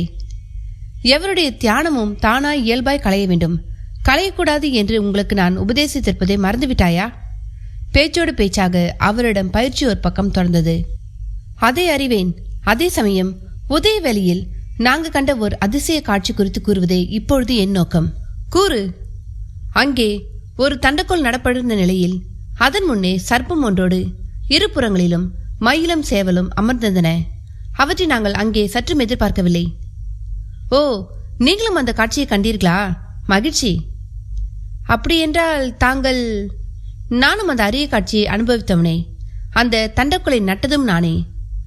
அப்படியானால் அங்கேதான் தங்களின் லட்சியமான தண்டபாணி தெய்வத்தின் உருவம் கோயில் கொள்ளப்போகிறதா? ஆமாம், இது முன்னோட்டம். அப்படியானால் அந்த சேவல், மயில், சர்ப்பம் அவை திருமுருகனின் வணக்கத்திற்குரிய துணை அம்சங்கள். அவை எப்படி அங்கே? அதுதான் மனோன்மணியின் கருணை. சஷ்டி திதி வேளையில் நான் புரிந்த தியானத்துக்கான அருட்பயன். அவை மூன்றும் தான் அந்த இடத்தையே தேர்வு செய்து அடையாளம் காட்டின. கேட்க கேட்க எனக்கு சிலிர்ப்பு ஏற்படுகிறது. முருகப்பெருமானோடு இம்மூன்றும் எந்த வகையில் சம்மதம் கொள்கின்றன என்று கூற முடியுமா? கூறுகிறேன். மயில் ஒரு வகையில் நம் மனம் போன்றது. நம் மனம் ஒரே சமயம் கற்பனையில் பல காட்சிகளை காண வல்லது. அதையே மயிலின் தோகை கண்கள் உணர்த்துகின்றன. நம் மனம் புற அழகில் மயங்கக்கூடியது. மயக்கம் நீங்க அகக்கண் திறந்து புறக்கண் மூடப்பட வேண்டும். மயில் தொகையும் விரிந்து மூடத்தக்கது. இந்த மனம் என்னும் மயில் அகந்திக்கு மட்டும் ஆட்படவே கூடாது. அழகுக்கெல்லாம் அழகான முருகனை இம்மனதில் அமர்த்திவிட்டால் அகந்தி பிறக்காது. எனவே தான் மயில் முருகனின் வாகனமானது. சேவல் ஆண்மையின் சின்னம், அசுரனின் உருமாற்றம். பாம்பு பிறப்பை குறிக்கும் குறியீடு. நம் சுக்கில சுரோனித மூலக்கூறு பாம்பை போன்றதே. இந்த பாம்பு முருகனின் காலடியில் கிடப்பது என்பது அவனை பிறப்பெனும் தொடர்ச்சியை அறுத்து ஆட்கொள்பவன் என்பதை உணர்த்தவே. இன்னொரு பொருளும் உண்டு. மயில் ஒளி வடிவம், அதாவது வெளிச்சம். சேவல் ஒளி வடிவம், அதாவது சத்தம். ஒளியால் ஆனதே இந்த உலகு. அதை ஒடுக்க குண்டலினி யோகம் துணை செய்யும். அந்த யோகத்தில் நமக்குள் குண்டலினி சர்ப்பம் முதுகெலும்பை பற்றி எழும்பி உச்சந்தலை எனப்படும் சகசிராரத்தில் படம் விரித்து நிற்கும். அப்படி நிற்கும் பொழுது பேரின்பம் கிட்டும். முருக வழிபாடும் அது போன்ற பேரின்பம் தரும். மொத்தத்தில் முருகனின் தொடர்புடைய சகலத்திலும் மனித வாழ்வின் விமோசனம் ஒளிந்திருப்பதாக கருதலாமா? சிறந்த கேள்வியை இப்பொழுதுதான் கேட்டிருக்கிறாய். போய் தனியே அமர்ந்து இன்னமும் யோசி. மேலும் பல புதிய கருத்துக்கள் தோன்ற காண்பாய். முருகனாகிய குமரனுக்குள் சர்வமும் அடக்கும். பஞ்சாட்சரம், அஷ்டாட்சரம், சஷ்டாட்சரம் மட்டுமல்ல, வள்ளி எனும் இடகலை, தெய்வானை எனப்படும் பிங்களை, ஆறுமுகம் என்னும் 6 அறிவு, 12 விழிகள் என்னும் உயிர் எழுத்துக்கள் என்று அவனை சிந்திக்க சிந்திக்க மனம் விருந்து கொண்டே போகும். மொத்தத்தில் அவனுள் எல்லாம் அடக்கம் என்பதும் தெரிய வரும். குருவே, அதனால தான் அவன் உருவத்தை சிலையாக்கி கோவில் காண விரும்புனீங்களா? ஆம், இப்பொழுது இந்த விளக்கம் போதுமானது. நீ உன் காலை நேர கடமைகளை செய்துவிட்டு பிறகு ஆகாரம் முடித்து வா. உனக்கென பிரத்யேக பணி ஒன்று காத்திருக்கிறது. உத்தரவு குருவே என்று அஞ்சுகனும் விலகிக் கொண்டான். போகர் தன் யோக பயிற்சியில் ஆழ்ந்து மூழ்கத் தொடங்கினார். கன்னிவாடி சாரட் வாகனம் சமஸ்தான கட்டடம் முன் தேங்கி நின்றது. ஊர் எல்லைக்குள் சாரட் நுழையுமே சமஸ்தானத்துக்கு நாகரா ஒளி மூலம் செய்தி சென்று விட்டதில் சமஸ்தான சிற்றரசிக்கு ஒப்பான மேகலாதேவி என்பவள் வாயில் புறம் வந்து காத்திருந்தாள். வானில் கதிரவன் உச்சிக்கு விரைந்து கொண்டிருக்கும் உச்சி முன் நாழிகை பொழுது. சாரட்டை விட்டு புலிப்பாணியும் சங்கனும் இறங்கவும் மேகலாதேவியை தான் பார்த்தனர். கச்சிதமாய் அதுவரை பறந்து வந்த சிமிழிப்புறா புலிப்பாணி தோளின் மேல் வந்து அமர்ந்து கொண்டது. அதை பார்த்த மாத்திரத்தில் அது தகவல் புறா என்பதை அதன் காலில் உள்ள தாய்த்து போன்ற குழலை வைத்து கண்டு கொண்டாள் மேகலாதேவி. அவர்களையும் கைகளை குவித்து வணங்கி வரவேற்றாள். வரவேண்டும், வரவேண்டும். தாங்கள்? நானே இக்கன்னிவாடி சிற்றரசி மேகலாதேவி.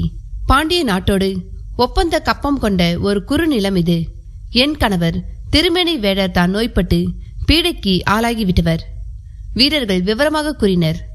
வருந்த வேண்டாம், வரும் வழி எங்கும் சுப சகுனங்களையே கண்டோம்.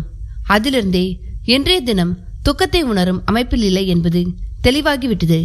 முதலில் பீடைக்குரியவரை ஆராய வேண்டும் என்றபடியே சப்பர மஞ்சர அறைக்குள் பூந்துகில் கோபுரத்தின் உள்ளே விடைப்பாய் படுத்திருந்த திருமேனி வேளரை நெருங்கினர். கேட்கிறேன் என்று தவறாக கருதிவிடக்கூடாது. போகர் பிரான் ஏன் வரவில்லை? மேகலாதேவி வருத்தம் குழைய கேட்டாள்.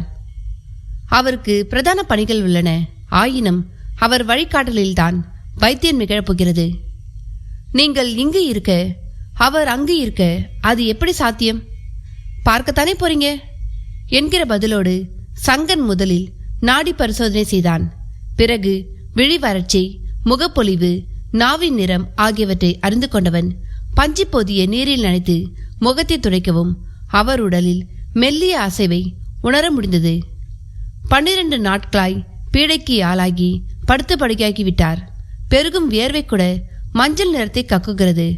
ஆட்டுப்பாலுடன் கீழாநலியை சேர்த்து கொடுத்தும் குணப்பாடு ஏற்படவில்லை என்று பக்கவாட்டில் நின்றபடி மேகலாதேவி நடந்து முடிந்ததை சொல்லிக் கொண்டிருந்தாள். ஒரு கட்டத்தில் அவளை அமைதியாக இருக்க சொன்ன சங்கன் மலப்பிறை எங்குள்ளது என்று கேட்டு அங்கு சென்று பார்த்துவிட்டு திரும்பி வந்தான். பிறை மஞ்சள் திப்பிகளோடு இருந்த போதிலும் மலத்துணுக்குகள் அதுபோல இல்லை.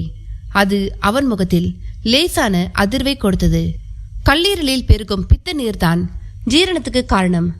ஜீரணமான உணவே மலமாகி மஞ்சள் நிறம் கொள்ளும். மஞ்சள் நிறமில்லையெனில் பித்த நீர் இறைப்பைக்கு செல்லவில்லை. இடையில் ஏதோ தடை. அநேகமாய் கற்கள் உருவாகி அடைப்பு ஏற்பட்டிருக்கலாம். கற்கள் உருவாகிட நிலத்தடி நீரும் அதோடு கலந்து வரும் ஒவ்வொரு மண்ணும் காரணமாக இருக்கலாம்.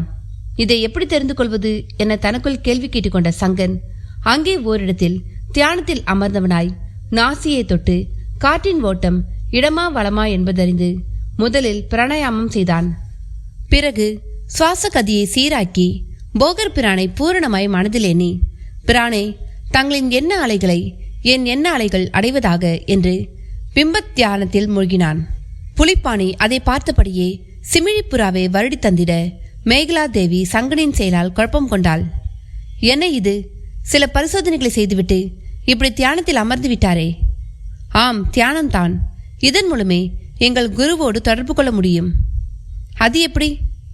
அதை தெரிந்து கொள்ள வேண்டுமென்றால் எங்கள் போகர் பிரானின் சீடராக தாங்கள் ஆக வேண்டும். எல்லாமே வியப்பாக உள்ளன. என் கணவர் பிழைத்து விடுவார் அல்லவா? கவலை வேண்டாம். உங்கள் கணவருக்கு நோயுறும் விதிப்பாட்டுக்கு இணையாக அதிலிருந்து மீண்டு விடும் பலமும் உள்ளது. இல்லாவிட்டால் நாங்கள் இவ்வளோ தூரம் வந்திருப்போமா என்ன? புலிப்பானை சொல்லிக் கொண்டிருக்கும் பொழுதே கண் விழித்துவிட்ட சங்கன் எழுந்து வந்து வயிற்றின் வலதுபுறம் கல்லீரல் உள்ள பாகத்தை தட்டி பார்த்தான். சத்தம் ஒரு மாதிரி தொம் தொம் என கேட்டது. அப்படியே திரும்பி, புலி, சிமிழியை கொட்டாரத்துக்கு அனுப்பிவை. பித்தப்பை நாளங்களில் கல்லடைப்பு ஏற்பட்டுள்ளது. அந்த அடைப்பை கரைக்கும் பஸ்மத்தை நம் குரு சிமிழியிடம் கொடுத்து விடுவதாக கூறினார். அதற்கு முன் திரேக சுத்தியை ஊசிகள் கொண்டு மந்திரத்தை செய்ய சொன்னார் என்ற சங்கரன் தான் கொண்டு வந்திருந்த ஊசிகளை எடுத்துக்கொண்டு ஒரு கிண்ணத்தில் தண்ணீர் கொண்டு வர சொன்னான். பிறகு திருமேனி வேழர் உடம்பின் தலை முதல் கால் வரை அந்த ஊசியை மேலும் கீழும் கொண்டு சென்று மந்திரம் கூறி ஜபித்து கிண்ணத்து தண்ணீரில் ஊசியை போடலானான். அந்த தண்ணீர் கொஞ்சம் கொஞ்சமாய் மஞ்சள் நிறமாக தொடங்கியது. திருமேனி வேழர் உடலிலும் அசைவுகள் ஏற்பட தொடங்கின. அவ்வேளை சிமிழிப்புறாவும் வானில் ஏறிய நிலையில் பொதினை நோக்கி பறக்க தொடங்கியது. அத்தியாயம் 21. வேழரின் உடல் அசைவு அவரது மனைவியான மேகலா தேவியை படபடக்க செய்தது. சங்கன் தன் ஊசி மந்திரிப்பை தொடர்ந்தபடியே இருந்தான். கிண்ணத்து தண்ணீரும் மஞ்சளில் கரைத்தது போல் ஆகிவிட்டது. அது ஒரு விந்தையாகவும் விளங்கிக் கொள்ள இயலாத ஒன்றாகவும் மேகலா தேவிக்கு தோன்றியது. இறுதியில் அந்த மஞ்சள் நீரை வேழரின் தலைமாட்டில் வைத்து சிறியதோர் மயிர்பீலி கட்டினால் கால் முதல் தலைவரை 3 முறை இழுத்த சங்கன் அதுவரை தலையணை வைத்து படுத்திருந்த வேழரின் தலையணையை மெல்ல எடுத்து உடல் படுக்கையில் உயர்வு தாழ்வின்றி சமமாக கிடக்கும் வண்ணம் செய்துவிட்டு அந்த மஞ்சள் நீரை மனித நடமாட்டம் இல்லாத இடத்தில் கொட்டிவிட சொன்னான். மேகலா தேவி பார்த்தபடியே இருந்தாள். புலிப்பாணிக்கு சங்கன் செய்வதெல்லாமும் புரிந்தது. அது எதுவும் புரியாமல் மேகலா தேவி வெறுப்பதை கண்ட புலிப்பாணி மேகலா தேவிக்கு விளக்கமளிக்க தொடங்கினான். அரசியாரே, இனி நீங்கள் உங்கள் கணவரை குறித்து கவலைப்பட வேண்டாம். இவரின் காமாலை கட்டுக்குள் வந்துவிட்டது. இந்த காமாலை குறித்து சங்கனை விளக்குவான் என்றான். சங்கனும் விளக்க தொடங்கினான். அரசியாரே, மாலை என்றால் மேலும் கீழுமான ஒரு வட்ட சுழற்சி என்று பொருள். நம் உடலில் இரத்தமானது ஒரு மாலை போல் மேலும் கீழுமாகத்தான் இடையராது இயங்கியபடி உள்ளது. இந்த இடையராது இயக்கத்துக்கு வெளியே இருக்கும் காற்றானது நாசி வழியாக உள் சென்று உதவுகிறது. காற்றின் ஜீவ வாயுவை இரத்தமானது தனக்குள் ஏற்றுக்கொண்டு ஓடத் தொடங்குகிறது. இந்த ஜீவ வாயு இரத்தத்தோடு கலப்பதில் தடைகள் ஏற்படும் பட்சத்தில் மூச்சு திணறல் ஏற்படும். இதே இரத்தத்தில் உடலில் சுரக்கும் சுரப்பிகளின் சுரப்பு நீர் கலப்பதில் குறைபாடு ஏற்பட்டாலும் இதுபோல் திணறல் ஏற்படும். இவ்வேளையில் காற்றானது கலப்பதில் தடை உருவாவதால் காவாத்தன்மை காற்றுக்கு உண்டாகி அதனால் இரத்த ஓட்டமாலையும் காமாலை என்றாகிறது. உங்கள் கணவர் வரையில் பித்தநீர் கலப்புதான் பிரச்சினை. பித்தநீர் குழாய்களில் கல்லடைப்பு ஏற்பட்டுள்ளது. நோய் தொற்றாலும் சுரப்பிகள் செயலிழக்கும். அடைப்பை நீக்க வேண்டும். நோய்க்கிருமி தொற்றை ஒழிக்க வேண்டும். கல்லடைப்பை நீக்கும் பஸ்பத்தை சிமிழிப்புறா கொண்டு வர சென்றுள்ளது. இதனால் புறத்தில் ஒளியுடம்பும் குழம்பிவிட்டது. இதனால் ஒளியுடம்பில் ஏற்பட்ட சிடுக்கை உலோக ஊசிகளாலும் சில வகை மந்திர சொற்களின் அதிர்வுகளாலும் சீர் செய்ய வேண்டும். அதை செய்துவிட்டேன். இதை மந்திரிப்பது என்பர். இது ஒரு வகை வித்தை. சங்கன் அளித்த விளக்கம் மேகலா தேவியை பல கேள்விகளுக்கு தூண்டியது. மருத்துவரே, தாங்கள் கூறுவது புரிகிறது. சில கேள்விகளும் எழுகின்றன. கேட்கட்டுமா? தாராளமாக கேளுங்கள். ஒளியுடம்பு என்றீரே, அப்படியானால் என்ன? நம் கண்களுக்கு புலனாகும் உடம்புக்கு புறத்தில் 3 அங்குலம் முதல் 30 அங்குலம் வரை நம் உடலை சுற்றி ஒளி அலைகளால் ஆன ஓர் உடல் உள்ளது. அந்த ஒளி அலைகள் உடம்பின் உஷ்ணம், மனதின் சலனம், உடல் கிருமிகளின் ஆரோக்கியம் மற்றும் தாக்கம் இவற்றுக்கேற்ப இருக்கும். அதையே ஒளியுடம்பு என்கிறோம். ஆனால் அதை பார்க்க முடியவில்லையே. நம்மிடம் உள்ள கண்களால் நேராக அதை காண இயலாது. நம் கண்கள் சூரிய ஒளிக்கு பழகிவிட்டவை. அதன் பிறகு தீயின் ஒளிக்கு பழகியுள்ளது. இந்த இரண்டோடும் சேராத வண்ண ஒளிகள் தான் ஒளியுடலில் உள்ளன.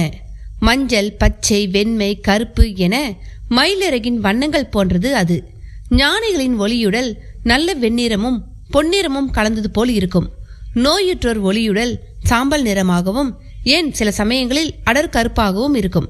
சராசரி மனிதர்களின் ஒளியுடல் பச்சை, மஞ்சள், சிவப்பு என பன்னிற கலப்போடு இருக்கும். அதை சாதாரண உலோக ஊசிகள் எவ்வாறு சரி செய்கின்றன? உலோகத்துக்கு ஈர்ப்பு சக்தி உண்டு. தங்கம் அருள் கதிர்களை கிரகிப்பதில் நிகரில்லாதது. வெள்ளியும் அப்படியே. இரும்பு எதிர்மறை கதிர்களை ஈர்க்கும். செம்பு மின்காந்த அலைகளை வெகுவாக ஈர்க்கும். ஐம்பொன்னோ ஈர்க்க வேண்டியதை ஈர்த்து ஈர்க்கக்கூடாதை உமிழ்ந்துவிடும். இதனால தான் ஆலயங்களில் ஐம்பொன்னால் இறை உருவங்கள் வார்க்கப்படுகின்றன. கோபுர கலசங்கள் தங்கத்தில் செய்யப்படுகின்றன. பெண் மக்கள் காது, மூக்கு, கழுத்து, கை கால்களில் தங்க நகை அணியும் பொழுது சத்த அதிர்வை காது மடல் சீர் செய்யும். காற்றின் அசுத்த கலப்பை மூக்குத்தி சீர் செய்யும். உணவின் கடப்பை கழுத்து தங்கம் சீர் செய்யும். கையின் நாடி துடுப்பை வலைத்தங்கம் சீர் செய்யும். காலிலும் வர்ம புலிகளால் உருவாகும் அழுத்தத்தை காற்சலங்கை உலோகம் சீர் செய்யும். இடுப்பின் அரஞ்சான் கயிற்று உலோகம் கூட வயிற்றுக்குள் உள்ள சுரப்பிகளின் செயல்பாட்டுக்கு புறக்கதிர் பாதிப்பின்றி பார்த்து கொள்ளும். அப்படியானால் நகைகள் என்ற பெயரில் ஒருவர் அணிவதெல்லாம் ஆடம்பரமானதல்ல, அதில் அறிவுபூர்வமும் உள்ளதா? நிச்சயமாக. இவற்றோடு நவரத்ன கற்களும் சேரும்பொழுது பயன் பன்மடங்காகும். கற்களுக்கும் ஈர்க்கும் ஆற்றல் உண்டா? நிறையவே உண்டு. கடலுக்குள் விளையும் முத்தானது சந்திரத்து விலைகளை ஆகர்ஷிப்பதில் வல்லமையுடையது. அதேபோல் செம்பவழத்துக்கு செவ்வாயின் கதிர்களை ஈர்க்கும் வல்லமை உண்டு. இப்படி ஒவ்வொரு கல்லும் ஒவ்வொரு சக்தி படைத்தது. இந்த கற்களை ரத்தின கற்கள் என்போம். ரத்தமானது எப்படி இடையராது மாலை போல் ஓடியபடியே உள்ளதோ, இதன் ஆற்றலும் அதை சுற்றி ஓடியபடியே இருப்பதால் இவற்றை இரத்த இனமாக கருதி ரத்தினம் என்று அழைக்கிறோம். இதை எல்லோராலும் ஏன் தெரிந்து கொள்ள முடிவதில்லை? யோகியாக வாழ்ந்தால் தெரிந்து கொள்ள முடியும். போகியாகவும் ரோகியாகவும் அல்லவா வாழ்கிறோம். யோகிக்கும் போகிக்கும் அப்படி என்ன வித்தியாசம்? உடம்பை தன் மனக்கட்டுக்குள் வைத்திருப்பவன் யோகி, உடம்பை அதன் கட்டுக்குள் வைத்திருப்பவன் போகி. இந்த கட்டையும் இழந்து விட்டவன் ரோகி. அடேயப்பா, எவ்வளோ விஷயங்கள், எத்தனை நுட்பங்கள்! எல்லாம் போகர் பிரான் எங்களுக்கிட்ட பிச்சை. நாங்கள் அறிய வேண்டியது இன்னும் எவ்வளவோ உள்ளன. உங்களிடமே இவ்வளோ சங்கதிகள் இருந்தால் உங்கள் குருவான போகரிடம் எவ்வளோ இருக்கும்?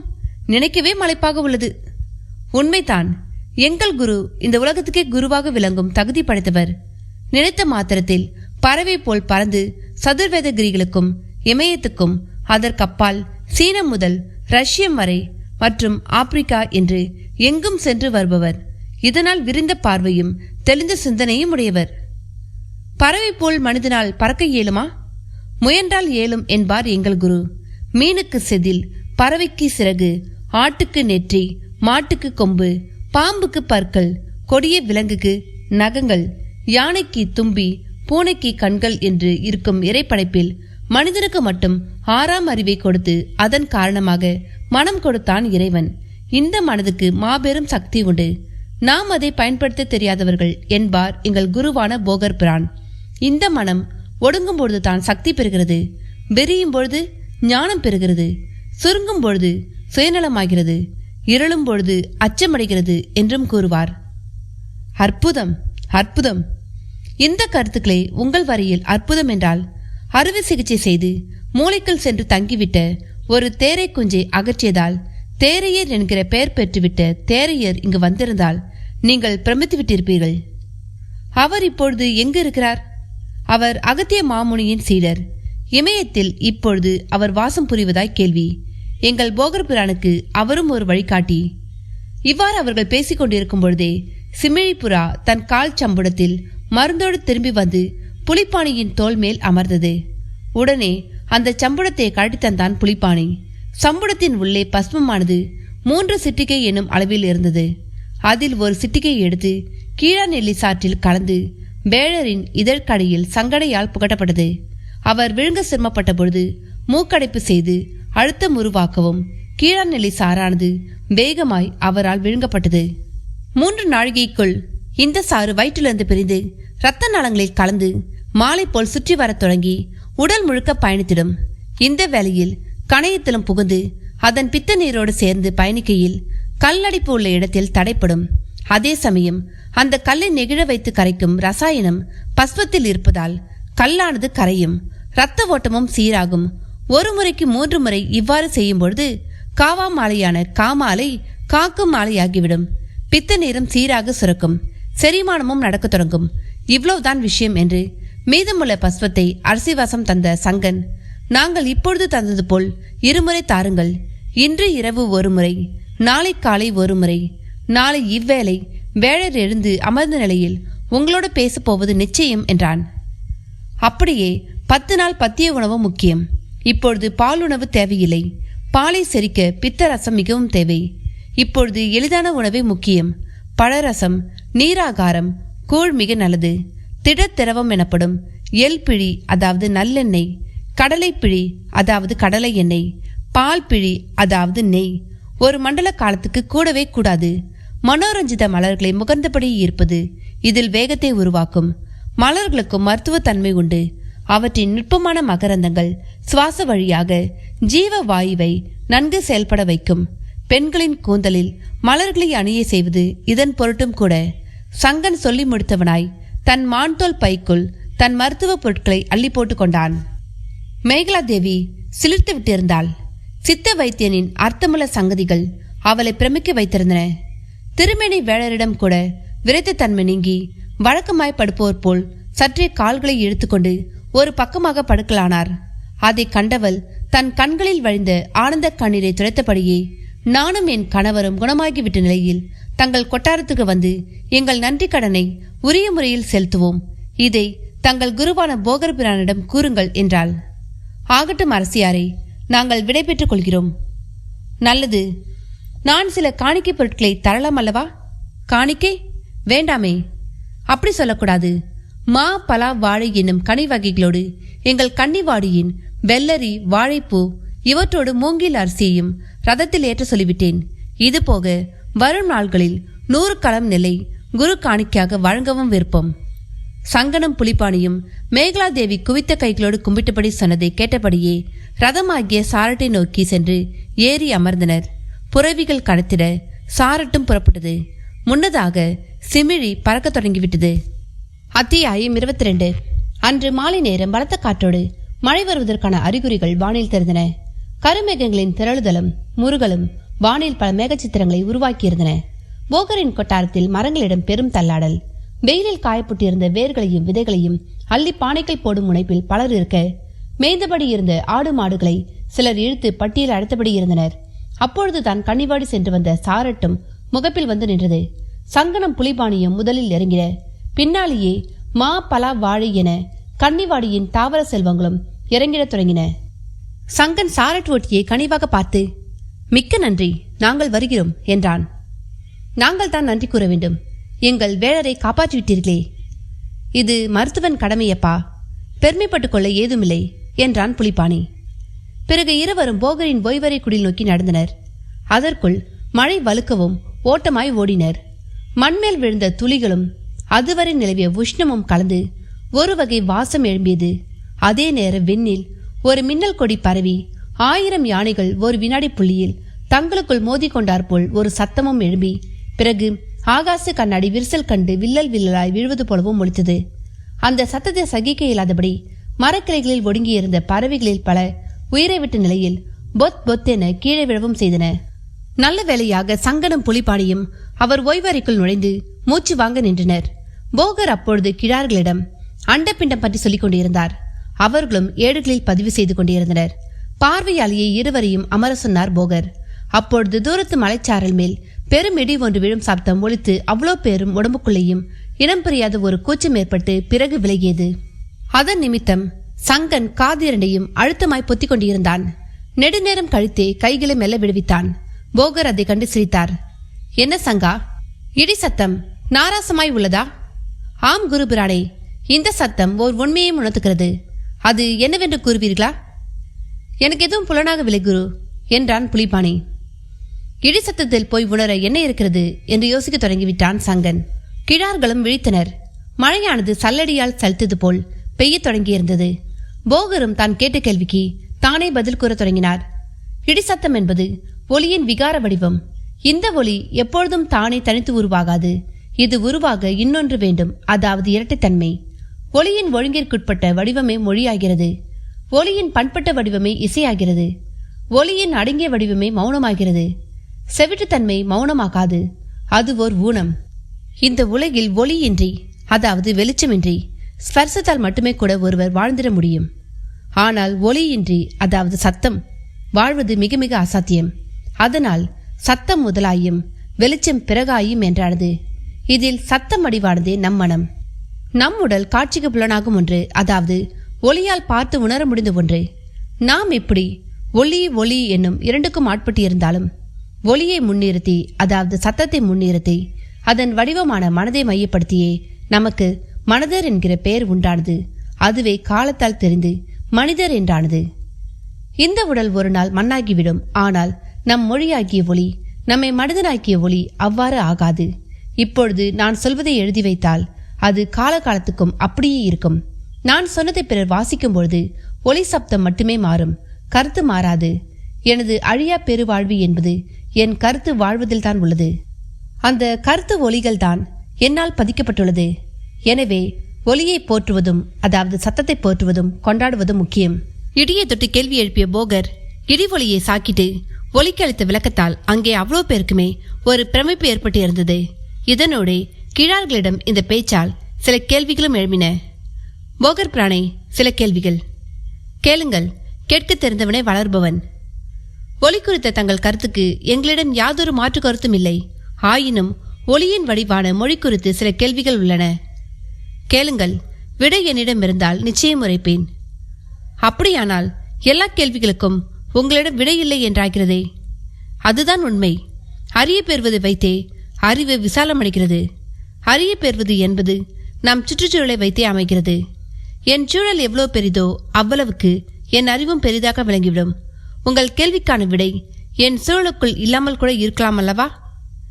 இதை தன்னில விளக்கம் என்பதா, இல்லை தங்களின் பணிவு என்பதா? கேட்க வேண்டிய கேள்வியை கேளுங்கள். இதுபோன்ற கிளை கேள்விகளை தவிருங்கள். போகர் கிழார்களின் பாராட்டை பெரிதாக கருதாமல் தீர்க்கமாய் சொன்ன கருத்து கூட அவர்களுக்கு ஆச்சரியம் அளித்தது. அந்த ஆச்சரியத்தோடு கிழார்களிடம் கேள்விகளும் ஆர்வமாயின. போகர் பிரானே, கல்லும் மண்ணும் தோன்றும் முன்பே நம் தமிழ்மொழி தோன்றிவிட்டதாக போற்றப்படுகிறதே. அப்படியானால் உலகத்தவரின் பொதுமொழியாக தமிழ்தானே இருக்க வேண்டும். ஏன் அவ்வாறு இல்லை? நல்ல கேள்வி. தமிழ்மொழி மூத்த முதுமொழி, அதில் சந்தேகமே இல்லை. கவிதைக்கு மிகையும் பொய்யும் அழகும் அழுத்தமும் சேர்க்கும். அதன் பொருட்டு சற்று மிகைப்பட சொல்லப்பட்டதே அந்த கருத்து. உலக பொதுமொழியாக தமிழ் இல்லாமல் போக ஒரே காரணம்தான் உள்ளது. தமிழன் இந்த பரதம் எனப்படும் நாவலந்தீவின் கூறிய பாகமான தென்னாட்டோடு நின்றுவிட்டான். அவன் வாழ போதுமான சகலமும் இங்கேயே அவனுக்கு கிடைத்துவிட்டன. 6 வகை பருவநிலை, 5 வகை நிலத்தன்மை, அறுசுவை என இங்குள்ளது போல் உலகில் வேறெங்கும் இல்லை. உலகம் முழுக்க அவன் பயணித்தான். ஆனால் தனது நாடு என்று அவன் இந்த மண்ணையே கருதினான். அதனால் பாதகமில்லை. தமிழ் மொழி ஒரு தாயாக இருந்து மலையாளம், கன்னடம், தெலுங்கு என்று பிற மொழிகள் தோன்றிட காரணமாகியது. இப்பொழுதும் எப்பொழுதும் இலக்கண சுத்தத்தோடு ஒட்டுமொத்த உலகத்துக்கும் அரிய கருத்தை சொல்லும் திருக்குறள், திருமந்திரம் போன்ற காலத்தால் அழியாத நூல்கள் தமிழில் மட்டும்தான் உள்ளன. இதுவே அது முதுமொழி என்பதற்கும் சான்று. மிக மேலான ஒரு கருத்தும் உண்டு. எந்த ஒரு மொழியும் அது சார்ந்த சமூகத்தோடு நின்றுவிடும். ஆனால் தமிழ் மட்டும் சமூக எல்லை கடந்து வானை தொட்டு தேவ சம்பந்தமுடையதாகவும் உள்ளது. அந்த சம்பந்தம்தான் தண்டபாணியாகிய முருகன், அவன் தந்தை சிவன். இவர்கள் தொடர்புடைய தமிழ்மொழி நிகழ்வுகள் இங்கே ஏராளம். சித்தர்களாகிய என் போன்றோரின் தலைமகனாக கருதப்படும் அகத்தியர் பெருமான் கூட அகத்தியம் என்னும் பெயரில் இலக்கண நூலையே படைத்தார். காலவெல்லம் அதை கொண்டு சென்று விட்ட போதிலும் அவர் காட்டிய வழியில்தான் என் போன்றோர் நடக்கிறோம். கிழார்களாகிய உங்களை கொண்டு என் கருத்து செல்வமும் எழுத்துக்களால் செமிக்கப்படுகிறது. போகரின் நெடிய விளக்கத்தை தொடர்ந்து புறத்தில் பெய்து வந்த மழையும் ஒரு முடிவுக்கு வந்திருந்தது. பிரானே, வெளியே புறத்தில் பெருமழை, இங்கே அகத்தில் குருமழை, இரண்டும் ஒரு சேர நின்றுள்ளது. அரிய செய்திகள், விளக்கங்கள் மனதுக்கு நெகிழ்வாக உள்ளது என்றார் அருணாச்சல கிழார். மகிழ்ச்சி. உங்கள் கன்னிவாடி பயணமும் வெற்றியாக முடிந்துவிட்டது தானே என்று சங்கன் புலிப்பான பக்கம் திரும்பினார் போகர். ஆம் குருபிரானே, திருமணி வேளர் சில நாளில் நடமாடத் தொடங்கிவிடுவார். அவர் மனைவியார் அவரோடு சேர்ந்து விரைவில் தங்களை தரிசனம் செய்ய இங்கே வர இருப்பதாகவும் கூறியுள்ளார். அதை கேட்டு புன்னகைத்த போகர், பொதுவானவன் நான். என் சார்ந்து எல்லாமே மனித குலத்துக்கும் பொதுவானவை. என் வரையில் வாழ்க்கை என்பது உண்மையில் கழியும் பொழுது மட்டுமே. கழிந்து போனவை திரும்ப போவதில்லை. வரும் பொழுதுகள் எப்படி என்பதும் வர வரத்தான் தெரியும். எனவே வாழும் நொடிகளை அர்த்தமுள்ள செயல்களால் நிரப்பிக் கொண்டே செல்ல வேண்டும். அவ்வளவுதான் என்று கூறியபடியே சற்று விலகி சென்று சாரல் விழும் ஓர் இடத்தில் நின்றவராய் வெகு தூரத்தில் தென்பட்ட மலைப்பரப்பை பார்த்தார். பிறகு புலிப்பாணியை பார்த்தார். அவர் ஏதோ கட்டளையிடப் போகிறார் என்பது அவனுக்கும் புரிந்தது. புலி, நாளை நீ அதோ அந்த தொடர்மலை சிகரத்தின் உச்சி பாகத்துக்கு செல்ல வேண்டும் என்றார். உத்தரவு குருவே. ஏன் செல்ல வேண்டும் தெரியுமா? தங்கள் கட்டளையை நிறைவேற்ற. அது என்ன கட்டளை என அறிய வேண்டாமா? அறிய காத்திருக்கிறேன். நல்ல சிடனி, கற்பூர புத்தி உனக்கு. எல்லாம் தங்கள் ஆசிகளால் மட்டுமே குருவே. மகிழ்கிறேன். உன் தெளிந்த பதில்களால் மிக மகிழ்கிறேன். நாளை நீ அங்கே ஏன் செல்ல வேண்டும் என்பதையும் கூறிவிடுகிறேன். நெடு நாட்களுக்கு பிறகு நல்லதொரு கோடை மழை பெய்துள்ளதல்லவா? ஆம் குருவே. இந்த மழை வெளியில் பேரிடி இடித்ததுதானே? ஆம் குருவே. அநேகமாய் அது ஏதாவது பாரி நீர்த்தேக்கத்தில் கூட விழுந்திருக்கும். அவர் அப்படி சொல்லவும் கூர்ந்து கவனித்தான் புலிப்பாணி. கிழார்களும் சங்கனும் கூட அவர் அடுத்து என்ன சொல்லப் போகிறார் என்று கூர்ந்து நோக்கினர். புலி, எப்பொழுதும் பாறை பள்ளங்களில் பாயும் இடி அந்த பள்ளத்து நீரில் தன் பெரும் மின்னாற்றலை பாய்ச்சியிருக்கும். இதனால் நீரின் உட்கூறுகளில் பெருமாற்றம் ஏற்பட்டு அந்த நீர் சற்றே தைலத்தன்மைக்கு மாறியிருக்கும். அந்த நீரை உதக நீர் என்று சித்தம் கூறுகிறது. அந்த உதக நீரை எவ்வளவு முடியுமோ அவ்வளவு சுரை குடுவைகளில் அழுத்தி எடுத்து வா. அப்படியே செய்கிறேன் குருவே. குரு பிரானே, அந்த உதக நீரின் பயன்பாட்டை கூற இயலுமா? அருணாச்சல கிழார் தான் இடையிட்டு கேட்டார். கூறுகிறேன். உதக நீர் கொண்டு ஒரு களிமண் சிலை செய்தால் அது கற்சிலை போலாகிவிடும் என்று சிறு இடைவெளி விட்டவர் நன்கு புசித்து விட்ட நிலையில் ஒரு குவளை உதக நீர் பருந்தினால் புசித்த உணவு அவ்வளவும் கல்லாகி வயிற்றில் பெரும் பாரம் ஏற்பட்டு உடல் இயக்கமே குளறுபடியாகி சுருண்டு விழுந்து இறக்க நேரிடும் தெரியுமா என்று கேட்க அனைவரின் புருவங்களும் வளைந்து அவர்கள் முகங்களில் ஆச்சரிய ரேகை ஒரு மின்னல் போலவே ஓடி மறைந்தது. அத்தியாயம் 23. உதக நீரின் கொடுந்தன்மையை அறிந்து அதிர்ந்த கீழார்கள் காட்டு மிருகங்கள் இந்த நீரை தெரியாமல் கொடுத்துவிட்டால் அவற்றின் வயிறும் கல்லாகி விடுமா என்று கேட்டனர். நிச்சயமாக. எங்கேயாவது ஒரு மிருகம் சுருண்டு விழுந்து இறந்து கிடக்கிறது, அதன் வயிற்று பாகமும் கல்போல் உள்ளது என்றால் பக்கத்திலேயே உதக நீர் இருக்கிறது என்று பொருள். இதை வைத்தும் உதக நீரை கண்டறியலாம். பிரானே, இந்த நீரால் மருத்துவ பயன் ஏதும் உண்டா? இல்லை. இந்த நீரை கொண்டு கல்லையும் மண்ணையும் குழைத்து சுவர் எழுப்பினால் அந்த சுவர் மிக உறுதியாக இருக்கும். அதேபோல் சிலைகள் எழுப்பலாம், அவையும் உறுதியாக இருக்கும். இங்கே நமக்கு அது தேவைப்பட காரணம்? அநேக காரணங்கள் உள்ளன. 1000 அல்லுக்கை அளவு அந்த நீர் நமக்கு தேவை. அந்த நீரை சுண்ணாம்பு காரை தொட்டிகளிலும் பாறை தொட்டிகளிலும் மட்டுமே சேமிக்க இயலும். மண்பானைகளிலும் சேமிக்கலாம். அளவில் அதிகமாக இருக்கும் பட்சத்தில் பாறை தொட்டிகளே இதற்கு தோது. அப்படியானால் மரக்கோலங்களை கோவேறு கழுதிகள் மேல் ஏற்றி சென்று ஒரு கழுதிக்கு 2 மரக்கோலம் என 12 கழுதிகளில் கொண்டு வர வேண்டும் என்றான் புலிப்பாணி. எப்படி செய்தாலும் சரி, எனக்கு உதக நீர் பெருமளவு தேவை. அதை கவனமாக கொண்டு சேர்க்க வேண்டும். தவறி போயும் அதை யாரும் பருகிவிடக்கூடாது. மரப்பலகைகளால் மூடி வைக்க வேண்டும் என்ற போகர், இன்று இவ்வளவு போதும், மீதம் நாளை தொடர்வோம் என்றார். கிடார்களும் ஏட்டுக்கட்டை நன்கு கட்டிக்கொண்டு எழுந்தனர். அவர்கள் விலகவும் சங்கனும் புலிபாணியும் விலக முற்பட்டார்கள். நில் புலி, நில் சங்கா. நின்றார்கள். எங்கே அஞ்சுகன்? கொட்டாரத்துள் எங்கேயாவது இருப்பான் என கருதுகிறேன். போய் அழைத்து வா. உத்தரவு குருவே. புலிப்பாணி சொன்னது போலவே அஞ்சுகனை தேடி அழைத்து வந்து போகர் முன் நிறுத்தினான். உங்கள் இருவருக்கும் ஒரு கட்டளை. உத்தரவிடுங்கள் குரு பிரானே. இனி எக்காரணம் கொண்டும் மலை உச்சிக்கு எனக்கு தெரியாமல் நீங்கள் செல்லக்கூடாது. அப்படியே ஆகட்டும் குருவே. பிறர் சென்று வரவும் அனுமதிக்க கூடாது. உத்தரவு பிரான் அவர்களே. உச்சியில் தண்டக்கோல் நிற்கும் பாகத்தில்தான் கோயில் எழும்பிட உள்ளது. அங்கே நிலத்தின் குற்றமில்லா தன்மை மிக முக்கியம். நிலத்திலும் குற்றங்கள் உள்ளனவா? ஆம், உள்ளன. பிணங்கள் புதைந்த பகுதிகள், பேய் நடமாட்டமுடைய பகுதிகள், புதையல் புதைந்து கிடக்கும் பகுதிகள், அருகு வளரா பகுதிகள், அதாவது அருகம்புல் வளரா பகுதிகள், எட்டி மரம் வளர்ந்து நிற்கும் பகுதிகள், வடகிழக்கு மேடான பகுதிகள், தென்மேற்கின் தாழ்ந்த பகுதிகள், தென்மேற்கின் நீண்ட பகுதிகள், சூரிய கதிர் பட முடியாதபடி இருண்டு கிடக்கும் பகுதிகள் என மனிதன் வாழவோ அருளை பெறவோ முடியாத நிலங்களை அதன் குற்றமாகத்தான் கொள்ள வேண்டும். நீங்க சொன்ன எதுவும் உச்சி பாகத்தில் இல்லைதானே குருபிரானே? ஆம், மேலான ஒரு சிறப்பும் அந்த உச்சி பாகத்தில் உள்ளது. அது என்ன குருபிரானே? செவ்வாய்க்கோளின் வருடாந்திர போக்கை இதன் உச்சியிலிருந்து தடையின்றி காண முடியும். அதன் கதிர்வீச்சை இங்கிருந்தே கவர்ந்தெடுத்து கட்டுப்படுத்தவும் மேலும். ஏன் அதை கட்டுப்படுத்த வேண்டும்? மனிதர்களை வழிநடத்தும் 7 கோள்களில் செவ்வாய் எனும் கோள் சற்று விசித்திரமானது. இரும்பு வாள் ஒன்று இருக்கிறது என கொண்டால் இதில் இரும்பு உலோகம் சனி எனும் கிரகத்தின் தன்மையுடையது. ஆனால் இந்த இரும்பு வாளாக மாறி கூர்மையாக திகழ்வது என்பது செவ்வாய் என்னும் கோளின் ஆதிபத்தியத்தால் தான். இதனால் வாளோ கத்தியோ கட்டாரியோ இவை எல்லாமே செவ்வாய் சனி சேர்க்கை. இந்த சேர்க்கை மிக மிக ஆபத்தானது. இதை கவனமாக கையாள வேண்டும். மனித உடலில் 6ஆம் அறிவால் அமைந்த மனதின் உறுதித்தன்மை சந்திரனால் மட்டுமின்றி செவ்வாயாலேயே ஏற்படும். இந்த உறுதியை யுத்தம் புரிய உதவி செய்யும். அதனால் யுத்தக்காரர்கள் குருதிகாரகன் என்றும் இந்த கோளை சொல்லலாம். இந்த கோளோடு சேரும் கோள்களை பொறுத்து வினைப்பாடுகள் பலவாய் மாறிடும். பெண்கள் வாரியில் இவன் தோஷத்துக்குரியவனாகிவிட்டால் இவர்கள் இல்வாழ்வை கெட்டுவிடும். ஒருவர் ஜாதகத்தில் குருவானவர் கேட்டால் பொன் பொருள் தான் குறையும். சந்திரன் கேட்டால் சஞ்சலம், புதன் கேட்டால் கல்விக்கேடு, சுக்கிரன் கேட்டால் சுகக்கேடு, சனி கேட்டால் தொழில்கேடு, சூரியன் கேட்டால் புகழ்கேடு என்று சுருக்கமாக கூறலாம். இந்த கேடுகள் சில சமயங்களில் பிற கோள்களின் நடமாட்டங்களால் கூடி குறையும். ஆனால் செவ்வாய் கேட்டால் விபத்து, ஊனம், உயிரை போய்விடும் நிலை எல்லாமும் ஏற்பட்டுவிடும்.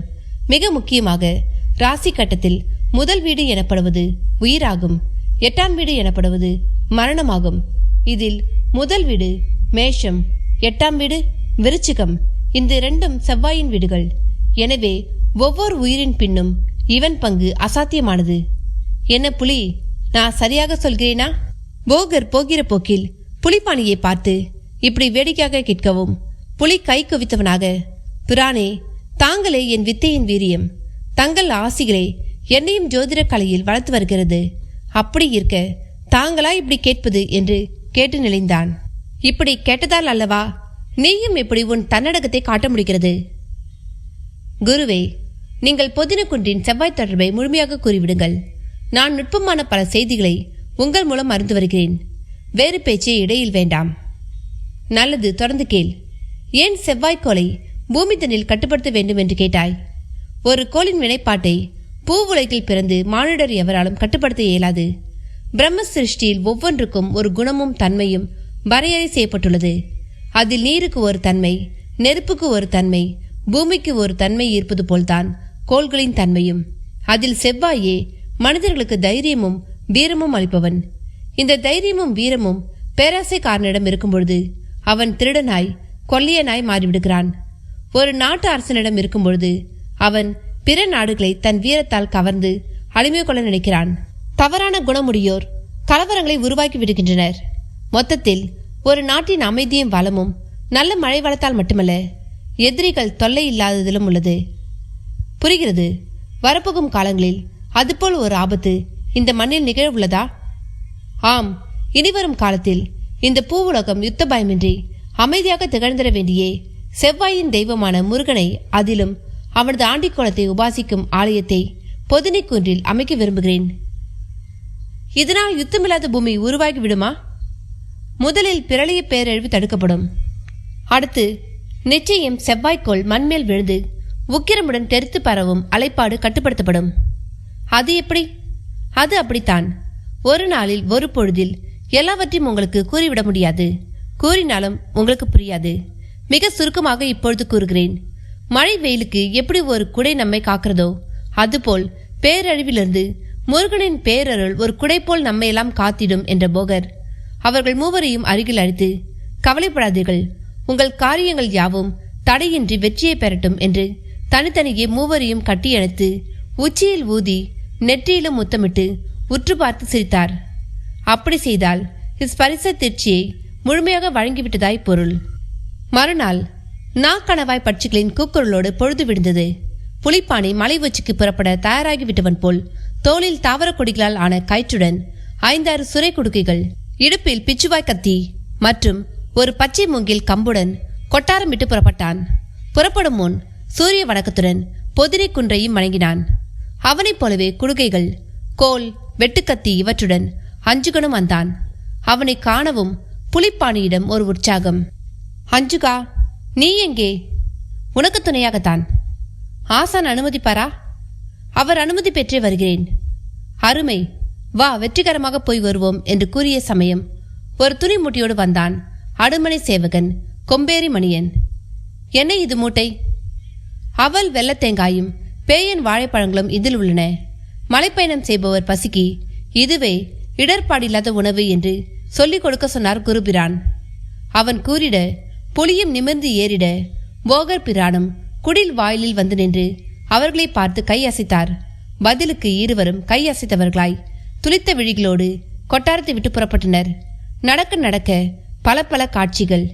இடையிடாக ஓடைகள், வரப்புகள், ஆவாரம் புதர் வழிப்பாதைகள், இதனோடே விருட்டென கடக்கும் சாரைகள், தென்னை உடம்பை தொற்றிக்கொண்டு முன் 2 கால்களை தூக்கி பார்க்கும் ஓணான்கள், விசுகென பறக்கும் கொக்குகள், மிரண்டு நோக்கிடும் மிலாமான்கள் என்று அந்த மலையகத்தின் அடிப்பரப்பில் அநேக காட்சிகள். பொதுனைக்கு மிக சரியான மேற்கில் உள்ள ஆனைமலை மேல்தான் முதல் நாள் இடி விழுந்து மின்னல் பூச்சியும் நெளிந்திருந்தது. எனவே அந்த ஆனைமலை மேல் பார்த்து பார்த்து புலியும் அஞ்சுகனும் ஏறினர். அஞ்சுகனிடம் போகர் அளித்திருந்த ரசமணி இருந்தது. அது இடுப்பில் கட்டியிருந்தான். புலிப்பாணியும் தான். அதன் மகத்துவத்தை மேலே ஏறிட ஏறிட நன்றாகவே உணர முடிந்தது.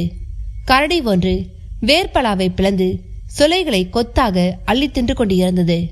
அது அஞ்சுகனையும் புலிப்பாணியையும் காணவும் செருமலோடு வந்து அவர்களை துரத்தாமல் எழுந்து வேறு பக்கம் போயிற்று. அத்தியாயம் 24. கரடி தன் போக்கில் போகவும் அஞ்சுகனும் புலிப்பாணியும் புதிய ஒரு தெம்பு உடம்பில் ஊற்றெடுப்பது போல் உணர்ந்தனர். அப்படியே அந்த வேர்பலாவில் வெடித்த பலா ஒன்றின் மதத்த சுளைகள் சிலவற்றை எடுத்து சாப்பிட விழுந்தனர். சற்று தள்ளி ஒரு வேங்கை மரம் பூரிப்போடு வளர்ந்திருக்க அதன் ஒரு கிளை பாகத்தில் அரைவட்ட கோல அளவில் தேன்கூடு ஒன்றும் கண்ணில் பட்டது. இருவரும் அதையும் கண்டனர். ஒரு புறம் பலாச்சுளை, மறுபுறம் தேன்கூடு. பக்குவமாய் எடுக்க தெரிந்தாலோ அற்புதமான காலை உணவு அது.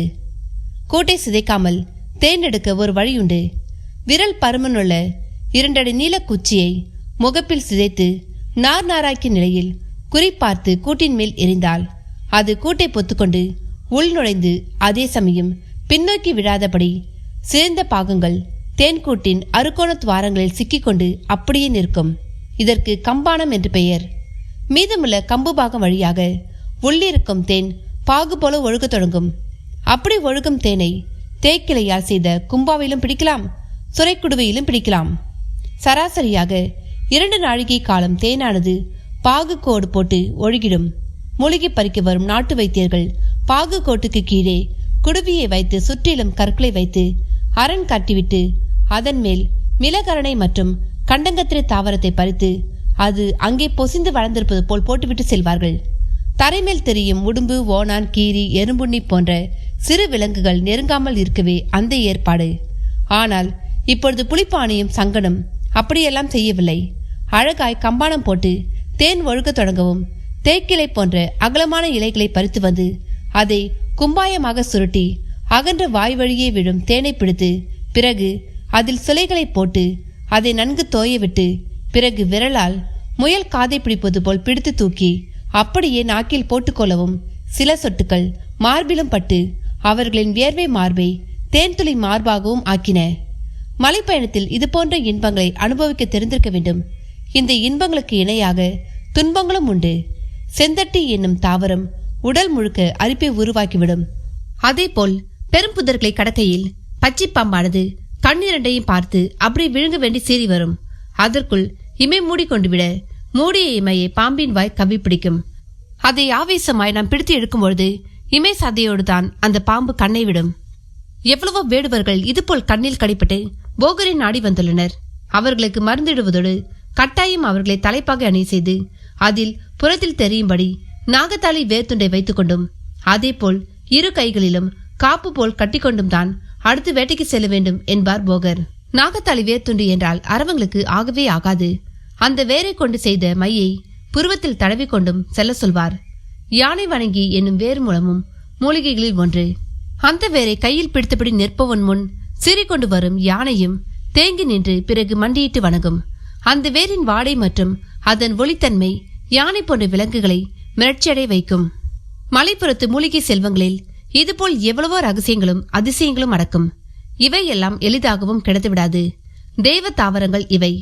நாம் இவற்றை தாவரம் என்று ஏன் அழைக்கிறோம் தெரியுமா என்று ஒரு நாள் மாணவர்களிடம் கேட்ட போகர், வரம் தா என்று நாம் நம் பொருட்டு கேட்டு பசிப்பினியை வென்று வாழ்ந்து வருகிறோம். இதுவும் தட்டாமல் தருகிறது. ஆதலால் சிறு புல் முதல் பெரும் புல்லாம் தென்னந்தோகை வரை சகலமும் நம் வரையில் கடவுளே. எனவே இவற்றை வணங்கிவிட்டே தீண்ட வேண்டும். வரமாய் தண்ணியை தருவதால் தாவரம் என்கிறோம் என்றார். அஞ்சுகனும் புலிப்பானையும் கூட வணங்கிவிட்டே பலாவையும் தேனையும் உண்டனர். இன்பமான அனுபவம். பிறகு நடக்கத் தொடங்கினர். பொதுவாய் ஒரு மலைத்தளத்தில் யானைகள் மிகுந்து இருந்தால் அவை தடங்களை உருவாக்கியிருக்கும். வேடுவர்களோ மலை குமட்டியர்களோ வாழ்ந்து வந்தால் கூம்பு கற்களை தரைப்பரப்பில் போட்டு கூரிய பாகம் காட்டும் திசை வழி நடப்பர். ஆங்காங்கே கற்கள் கிடந்து அவற்றின் கூரிய பாகமே வழியை காட்டும். கூரிய கல்லோடு ஓடுகள் கிடந்தால் குடியிருப்பு மந்தை பகுதிக்கு அது வழிகாட்டுவதாய் பொருள். அந்த பகுதிக்கு மூப்பன் மந்தை என்றோ இடும்பி மந்தை என்றோ கிடா மந்தை என்றோ பெயர்கள் இருக்கும். மூப்பன் மந்தையில் கோரை வேந்த அரைவட்ட கோலமனைக்குள் முதியவர்களே இருப்பர். கிடா மந்தையில் ஆடும் ஆடும் கோழிகளோடு இருக்கும். இங்கே மரவாடி காவலில் குமட்டியர் ஈட்டி அம்புகளோடு இருப்பர். மரவாடி காவல் என்பது உயர்ந்த மரங்கள் மேல் கிளைகளை இணைத்து மூங்கில் கொண்டு கட்டி உருவாக்கப்பட்ட குடில்கள். அதில் ஒடுங்கி இருப்பர்.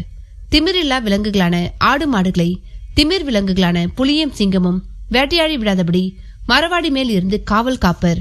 இடும்பி மந்தை என்பது பெரும்பாலும் நீரட்டம் சார்ந்த ஓடைப்பரப்பையொட்டியே இருக்கும்.